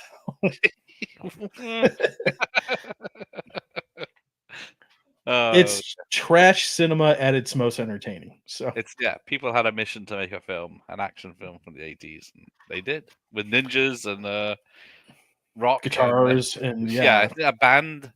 Daryl Hall Notes cast-offs. I don't think I can read the text; is too small. But yeah. Richard Park is mentioned a lot, but yeah, it's one seen to be believed. It's 80s action trash, which I'm a horror guy first, but trash action is like a close second because it's. I'm not talking about good action. I'm talking about like movies like Champagne and Bullets, Miami Connection, another one that's coming up in the next couple mentions here. When you can do like a stupid action movie that's just like schlocky and ridiculous and violent and has some boobs and has some like insane like roller coaster ride of emotion to it, let's go. I'm all for it. And you're in and out in like an hour 20 minutes, and it's not long. You very rarely come out going like, you might not come out thinking, oh, this is like a great film, but you're not going to leave it like, well, I wasn't bored. So decisions you can question. Yeah, well, sure, but that's life, right? So but yeah, it's it's another one that's, I think it's hard to come by, isn't it? Is it another one that's expensive but not as expensive? Physical copy, yes, but this one stateside, this one's on Tubi like every other month, so you can find it streaming pretty easily. So I don't know if it's on there right now, but it's on there a lot. So yeah, that poster is not doing that guy any favor. Is he wearing a mask of his own face? The poster doesn't do him any favors, but it does me a lot of favors because the second I saw him, like, I need to watch this. So well, yeah, they knew what they were doing with that poster. The pink, for sure, the blues, and the action, the motorbikes, and It's Miami Vice, but R-rated. So So we got Jurassic Park. If yeah, Jaws was a again, summer blockbuster in the 70s, Jurassic Park did it in the 90s. I it's not one of my it's up there, but this is, in my opinion, one of the best of its genre. Period. The only argument would be Jaws, and you're just talking Spielberg versus Spielberg at that point. And it Yes. really just comes down to: do I want dinosaurs eating people, or do I want a shark eating people? That's really where the difference is. So, Yeah. Yeah. Um, And it's the build up of the characters that all the sequels seem to forget about. well, there's that. There's a lot of things. The sequels, I like the majority of them. I liked them up till whichever one had the like clone human in it. So That I was, guess Fallen Kingdom. That was, I did. That was the last That was one. a I shock. haven't watched the last two. But like 2 and 3 have their moments that are fine. Like at the end of the day, it's just a monster movie. yeah. And 2 is basically a Godzilla knockoff, and then Jurassic World is essentially just a reboot of this, but like Yes. with 2020's paint on it, and it's okay for what it is. It is okay for what it is. I do enjoy that Yeah. one. 3 has 2 monster movies, but yeah, they're not on the same level as this one. This movie, I had the fun. This came out in '93. I was 10 when this came out, Okay. and I probably saw this about 15 times that summer in theaters. So I just kept going, but I made my sister go. My sister's about 10 years older than me. I made her go, and she does not like anything even the Oh, least bit scary, like at all. okay. The scene where the raptor comes through the like power cables or whatever, she literally screamed and pissed herself, and I feel very accomplished about that. So But it's a PG. yeah, but yeah, this movie is I have much love for Jurassic Yeah, Park. So technically it's a masterpiece, isn't it, as well? Which helps. yeah, and you talk about effects aging well, like the Yes. How marriage is it they're of better than others? CG. I mean, aside from what they show a Linux system to be, which I was like, that's not a fuck, whatever. It wasn't a Um, Linux system. Right. And you can't just pick up a Linux system and be like, "Oh, I know this." Like, Yeah, do you you? need a keyboard and a lot of text. Right.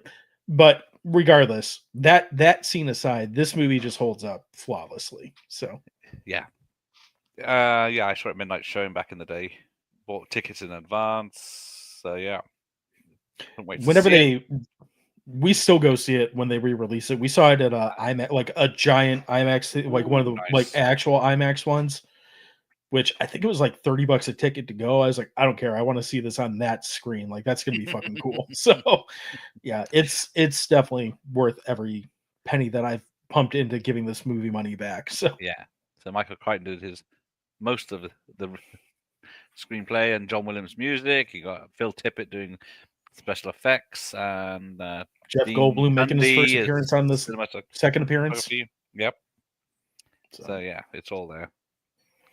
yeah, it's Stan Winston doing the effects in this one, if I remember right. Yes, Isn't he it? did the So Stan yeah. Winston doing the effects. I don't, is he mentioned on the poster? he should be. So He should be, yeah. Everyone knows. Oh yeah, there he is, right in the middle. I can't Yeah. read for shit. So. Yeah, definitely holds up for the. It's just Yeah. it's just the first 3, Jurassic Park films. This was the T2. We got this. Yeah, I would agree. 30 something with- years ago. I would Because they agree with mixed that. That's been physical and downhill. digital Yeah. back then. That's the missing ingredient. For sure. Right. There we go. Then we got to Hard Ticket to I, which is tomorrow night's film on my channel. But yeah, I noticed that you have this posted behind you too, so I know that someone else Coming has seen soon. this beside me. So this is the third movie that, if you like Champagne and Bullets and you like Miami Connection, this is up your alley, because but this one has the better tits. this one has a lot of tits. So this movie is all tits and gunfights. That's all this movie is. So, and that's what Andy Sedaris is. This and Malibu Express, which I don't remember if that's the I got first the or 12 the second. disc box, 12 film box Yeah. discs. It's just TNA to perfection with gunshots, ridiculous frisbees, and Yeah, frisbees. skateboards and blow up dolls. Yeah, So, blow up dolls, missile launchers. yeah. This movie is just super fucking But fun. this is the thing. I think only Malibu Express might be the only one that came out in the UK. Mhm. The others, some of the 90s one might come straight to video, but I did not know about Andy Sedaris until I started this channel about 5 Oh, years he's ago. garbage, and I love him. So So of course I had to get the box, the 12 films on disc. yeah, this is a hell of a lot of fun. This one right here. So Yeah, it's got the best opening titles. All these box crates with the names of people on. Must have taken ages to do that, but yeah, and tits. The first basically, if two you're a sets of woman tits in in this 10 minutes. movie, you're going to be naked at some point. Yeah, So yeah. It's like, there's one showering outside when she comes off a mission, and then in the later films they've done a mission. Get in the hot tub with your top off. yeah, for sure. You're back from a mission. You go and get in the hot tub. You come going on a mission. Get in the hot tub. Yeah, Or have this a shower. movie again. This is another one. The only reason it feels summery is because it's in Hawaii, so it's nice weather. It's That's very really sunny. it. They do go to a beach and then Yeah. get the tops off. But yeah, For sure, instantly. So, yeah, it's just, again, it's ridiculous, but it's in trash action movie. That's all it is, and it's great. had So, probably a better made than Champagne and Bullets and Miami Connection. I mean, I don't know if it's a better narrative than Champagne and Bullets, but It's it's not bad, definitely yeah. better. It's It doesn't more have any competent shimmy makers. slide in it. So, but yeah, let's have a look. Yeah. Oh, it's in YouTube apparently. No, I'll have to check that out. If it's cut, it might be cut on YouTube. Yeah, Mike's kind of movie. So Darius films are pretty entertaining. Yeah, he knows exactly what the lads wanted. oh yeah, he's not trying to hide it. He's not acting like he's, But yeah, again, all he's his not films, doing Shakespeare. So, because who's in this one? Donna Spear is in 7 of his Right. films after this one, which is her first. And then usually the ladies are like Playboy or Penthouse Pets. So yeah, someone for sure. It's very typical, like 90s, big tits, bush, like high waisted, like G strings, all that. So, It is. It's very entertaining. 100%, all for it. But then the sadly lack of tits, but it's all right. Is Terminator 2. This is one of my all-around favorite, all-time favorite movies. Yeah, I Like, can't say a bad thing about this. the only thing I can say negative about it is that we had Terminator 3 plus all the other ones after it, because I feel like Cameron did so much to wrap this movie up and have this be the end of the Terminator movies. And I like some of the stuff that came after that. Like that's all hit and miss, but this movie is like, from a narrative standpoint, a writing standpoint, and like how the story that he tells, I feel like he went so far to tell a complete story and like end this franchise right here in a satisfying way. And then they're like, yeah, but money, Yeah, so what is it? One's Terminator 3, Salvation. What's next? So Rise of the Machines. I don't know what order they're going. yeah, There's 3, Dark Fate. Genesis. There's the TV show. Dark Fate. Yeah, so The TV show is actually pretty good. I did like the TV show. It's a damn shame it left on a cliffhanger. Yeah. And again, Terminator 3 has its moments. I like Arnold with the boombox coffin and the Gatling gun. That's kind of entertaining. I actually like the Christian Bale one, even though that's half screaming and half Terminator movie, but I thought that was okay. And I haven't seen Dark Fate or some of the newer ones that came out. Right. So they got the one with the dragon girl. all Yeah, right as Genesis. Sedaris movie without the tits, but Yeah. apart from that. Oh yeah, there you go. Another top 10 for him. T3 had tits. Did it though? She got her hair down, I think. So the lovely Christina Loken. I don't know if there's any other. It was much, much, much worse. One of our favorites. There you go. Yeah. This and Jurassic Park. What was it? 93. This was it 91 for this? Yeah. So this 91 was or the 92, summer, something like that. So. Yeah. And then that's when you had cinema. People went to the cinema that year.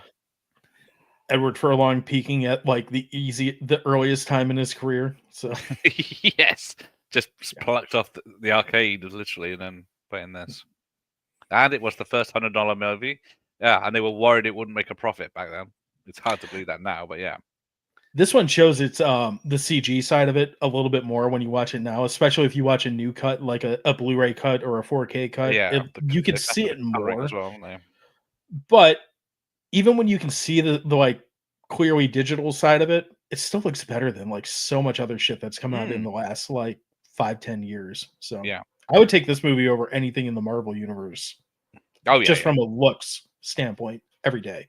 Yeah, the early stuff I like. Marvel before Disney got it, but yeah, it's still this is still better. Yeah, for sure. So where do we go from here then? Probably more Arnold. So shocker. It's let's party. It's It's another one of my favorite like Arnold movies, and again, it looks like it's warm there, and he's running around shirtless and sweaty for most of the he movie. goes on a beach Yeah, to dress up. clearly a summer movie. So. Yeah, obviously, must be a summer movie then. Yeah, it's in LA as well, so it's always sunny there.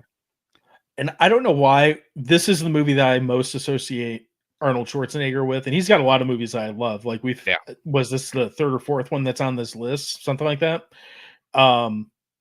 He's got a lot of them that are bigger movies than this. This is the one when people say Schwarzenegger, this is the one that pops in my head first. So, yeah, I love. Come on, I can watch this. It's 80 something minutes as well, isn't it? And then yeah, it's quick, it's easy, it's ridiculous. You know. All right, we're done. Yeah, peak cinema. This is the last of mine, so I think we're getting close. If not, yeah, so. we're a few away now. So. Definition of any action. I know it's ridiculous how great this film is from what it's made. And it's not like a huge budget movie. Like it's not like a Fast and the Furious movie or something now where it's like $5 billion and you have to make 10 probably billion made to get it 3 back. million, 4 maybe, probably something like that. Yeah. So and then one of that goes to Arnold, and the rest is everything else. So. Yes. So you got my second movie to feature the Sherman Oaks Galleria in a row. So and Arnie back in the Sherman Oaks and at the Beverly Hills Cop mansion. Yeah, for sure. No, just everything about this movie. This is one of the easiest movies I could put it on, or I could pick it up at any point in the movie and just leave it on and be totally content. I love this movie. Yeah, and it's like so many quotes, like silent and smooth, just like always. You know what I like best? That price. Good place. Slash. It's almost like it invented. It's almost like it invented the one-liner. My one-liner that I used from Arnold came from the last movie, though. So, yeah, but yeah, if you need cheering up, just put Commander one for sure, 100%. But a summer film. I was very surprised by this. I was surprised. I was the one who put it on my. Well, I didn't put anything on my list that you had on your list. Okay, so that's part of it. But this is just a fun movie. So it is. It does go dark, but it it is a fun summer film. I mean, dark is what it needs. It's got people dying in summer. What else do you need? And summer is right in the title. It has to be, spoilers. I think you know. So I'm trying to remember who's in this now because I haven't watched this. I was going to say I was just about to look it up. I thought to get any details. We got Graham. I'm going to fuck all these up. Graham Verchi, Judah Lewis, Corey. Brett. Yeah, I'm going to fuck all these mothers up. I don't know any of these fucking people. I don't think. Yeah, I think they were before. Bunch of kids. So. Yeah, just a bunch of kids. That's probably why it's so good that they were. Yeah, probably real kids rather than actor kids. But directed by. I mean, this is a modern slasher, and there's nothing wrong with that. Like they often miss the mark. This one seems like it kind of got what it was supposed to be more than a lot of them. And I'm someone who will nitpick the shit out of movies that are modern and try to go back to the 80s. Like, I don't know if you've watched that new Prom Queen movie that's on Netflix. Yeah, that one was trying too hard. Well, it's like, why does this feel like they're at an 80s themed party instead of in 1980, whatever it's supposed to be? Yeah, this one, it was that. It was like, nothing about it was natural. Well, the only thing they didn't do, thankfully, that would have fucked it up more is they didn't have them all have cell phones. But this one got the majority of it. Like, I felt like this one was more right in line for where it should be. So, yeah. I'm trying to look up what the other people. It's got 3 directors. Yeah, of course. So, but yeah, they. I don't know if they're French or French Canadian, but there's not much information about them. But be interesting to look. But yeah, it's before Stranger Things, wasn't it? I think this came out, and it's probably better. I mean, that's not saying much to me. I watched the first season of Stranger Things. I did like it, and then I just have never gone back. So, exactly. And now they're like all they're supposed to be in elementary school, and they're all like 37 going into the school. So Yeah, season 5 coming soon. Let's have Linda Hamilton, but that's still, like you say, they look really old now, and right. there. I like Stranger Things more because it gave me a really good Santa than because it gave me a really good Stranger Things season. So I am. Yeah, when modern movies try to fake the 80s. Yeah, I'm trying to think. yeah, Was it Totally Killer? Have you seen that one? I did. I kind of liked it. I hate that. So I hate that they brought the movie Back to the Future into that universe. If they didn't put that in there, I would have liked it a lot more. But they made the killer's mask kind of look like Beavis or Max Headroom, and I like that. Yeah, So I wasn't sure who it's supposed to be, but yeah, it's like somewhere between Beavis and Max Headroom. So it was just off enough that they couldn't be Yeah. sued, I guess. Oh, he's Right. not a big fan of this. One of the directors did Turbo Kid. That is who I was just looking up. Yeah. Yeah, the first season was perfection. They should have ended it with that. Yeah, it did not need, because That's fair. the last episode of season 4 was like 5 hours or something, wasn't it? Or something ridiculous. I know it had Metallica in it, and when I heard Metallica was in it, I pieced out. I was like, I don't fucking care. So The normies I are liked- listening to Metallica now. yeah, I thought as far as like modern movies that do like the throwback era, I didn't think the movie was that good, but I thought the Black Phone did a good job of making it look like the 70s. I think it was the Yeah, 70s. that did work. I didn't like the film itself, like you say, but yeah, the aesthetic it looked looked like a good. 70s film. Totally Killer was like okay with it. I It can't was think of over the another one. top, but yeah, I think it was supposed to be. But I think it was supposed to be over the top. Yeah, which like is kind of a different smoking in the thing, car, too. she gets out. Yeah. Like the... Yeah. I'm trying to think. There's a couple others that have come out recently that did like okay, but yeah, Prom Queen did Prom not do Queen it just well. So, stung. It was so yeah, desperate trying to be 80s and right. But then we get 70s again. This one did it back in the 90s. Yeah, and they did it better. So Matthew McConaughey being a fucking creep and Mia Jovovich, does she keep her clothes in this one? I don't remember. So she usually doesn't. It doesn't say who's in it, doesn't it? The useless Well, poster. I know it's Mia Jovovich and Matthew McConaughey. I don't remember. Yes, that's past all I that, remember. so. But it is the last day of school, so it's the summer of 76. Yeah, this movie's fun. It's it's a stoner comedy. It's fun. Yeah. That's why Josh loves it. Right. Pairs well with Cheech and Chong movies. So. It does. A lot of before they were famous in it. That's all I do remember. That's usually a selling point for me too. So That's it. Young Ben Affleck. I'm trying to think of. Oh yeah, I forgot about him being in Yeah. that. So when is not dubbed in Buffy the Vampire Slayer. But, but then we get The Sandlot. I kind of hate this movie. So Oh, okay. I don't like the redheaded kid who's all over my TV every Sunday doing TikTok dances before football games. I think he's a twat, and as being a twat as an adult has made me retroactively not like him as a child. So nice, because it's called The Sandlot Kids in the UK. Not that I don't know whether that makes any difference, but yeah, nah, it's him that I don't like, and that's kind of the reason. And that's gonna help. Yeah, and it's also kind of in that like. People love this movie so much that it doesn't live up. Hi, Gus. So sorry, dog's ready for dinner. So we're almost done. The ball on the screen. Yeah, it's one of those movies that's so like hyped up by people. They love it so much, and when it doesn't live up to those expectations, it kind of falls flat for me. So it's it's not as great as everyone says and remembers, but yeah, if it's just about, it's nice to see the kids playing outside. That's true. That is a good thing. Not that I did that. Like I said at the beginning, I stayed in watching movies and playing video games. Ditto. I had to watch Sleepaway Camp 4. I don't have time to go play baseball. So I got baseball here. Beep, beep, right. beep, beep, beep. None of that shit. So I could get hurt. Right. Goonies. I mean, this is just fun. Again, Spielberg again, but just fun. So yeah, I was trying to think. Is it because it's I know it's set in the the northwest of the US, it's isn't like it? Portland, isn't it? Portland, something like that, or so Seattle or something.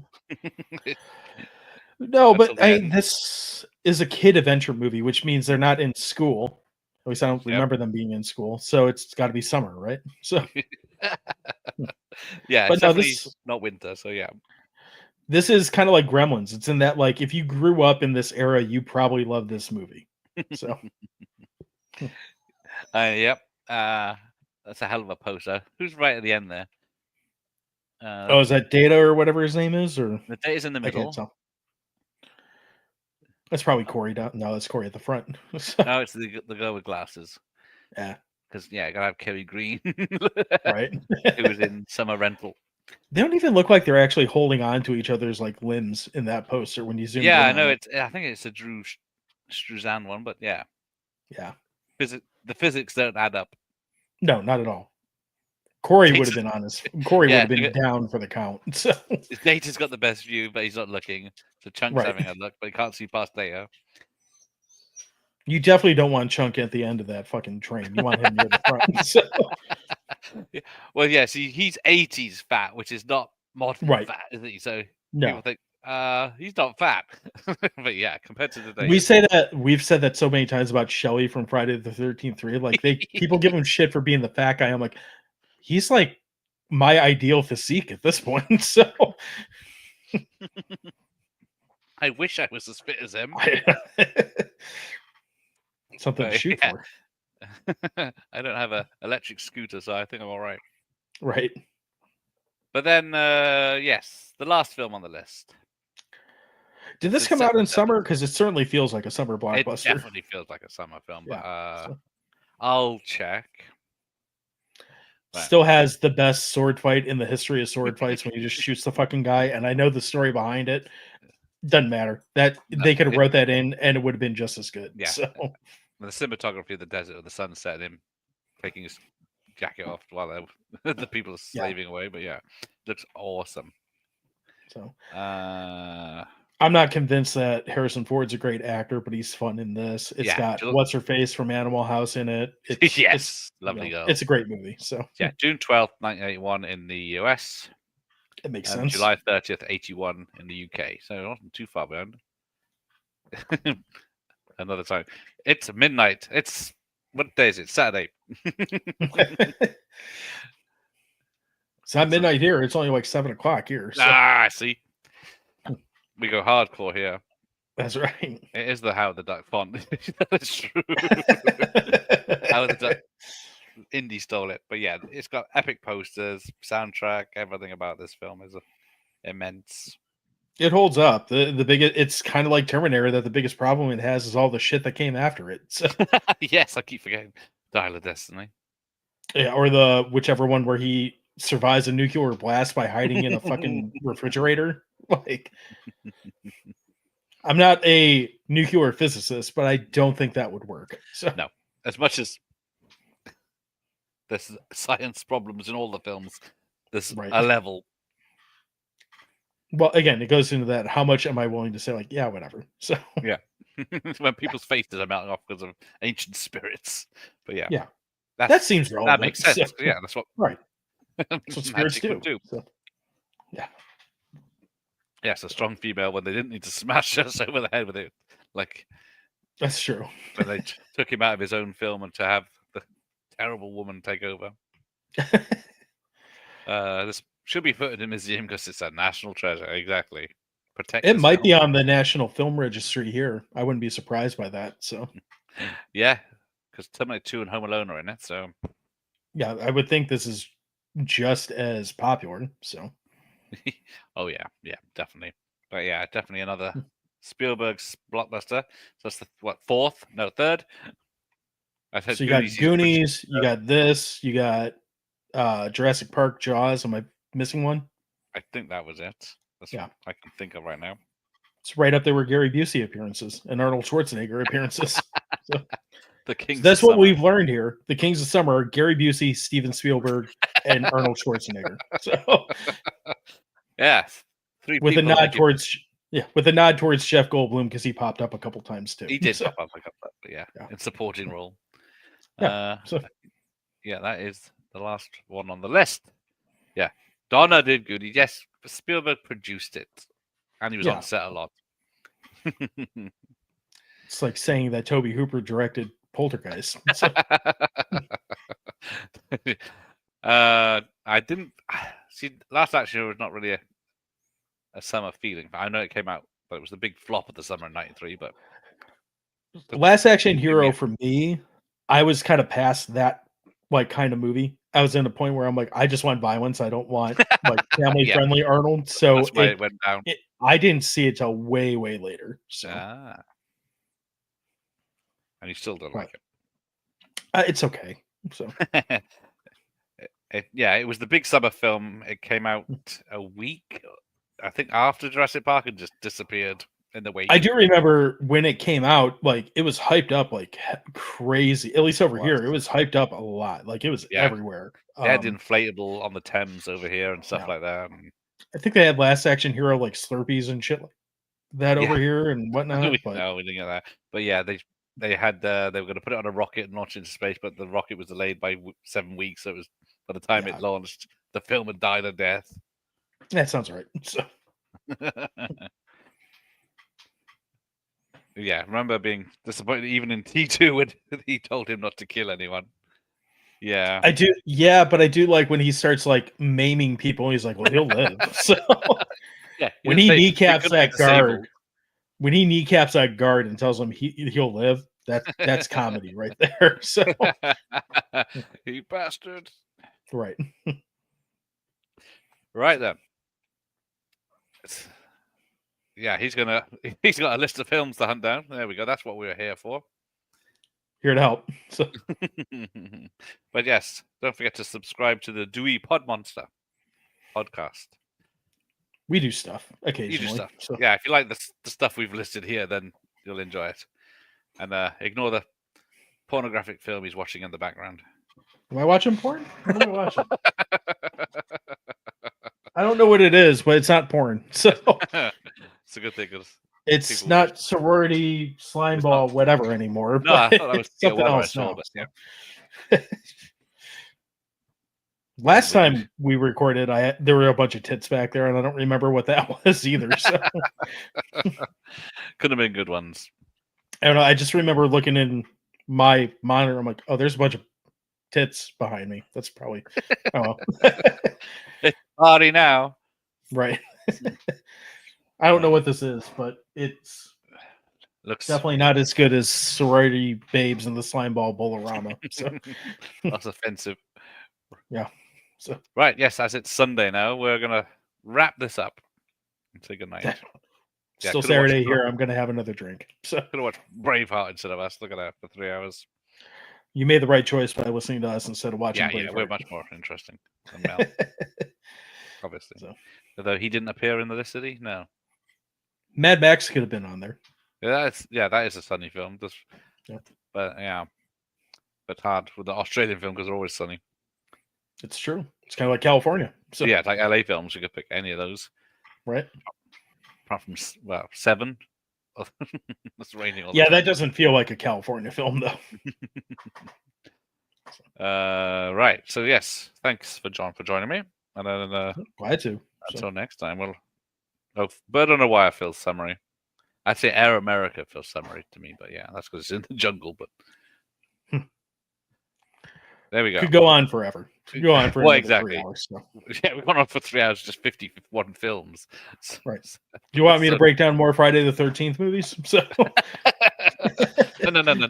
You're right. No, I did consider Wet Hot American Summer, but I've only seen it once. I thought about that too, but it's the same thing. Saw it once and that was it. So yeah, I saw the TV series, I think, as well. But yeah, there's enough. If 50 is not enough, then sod the law.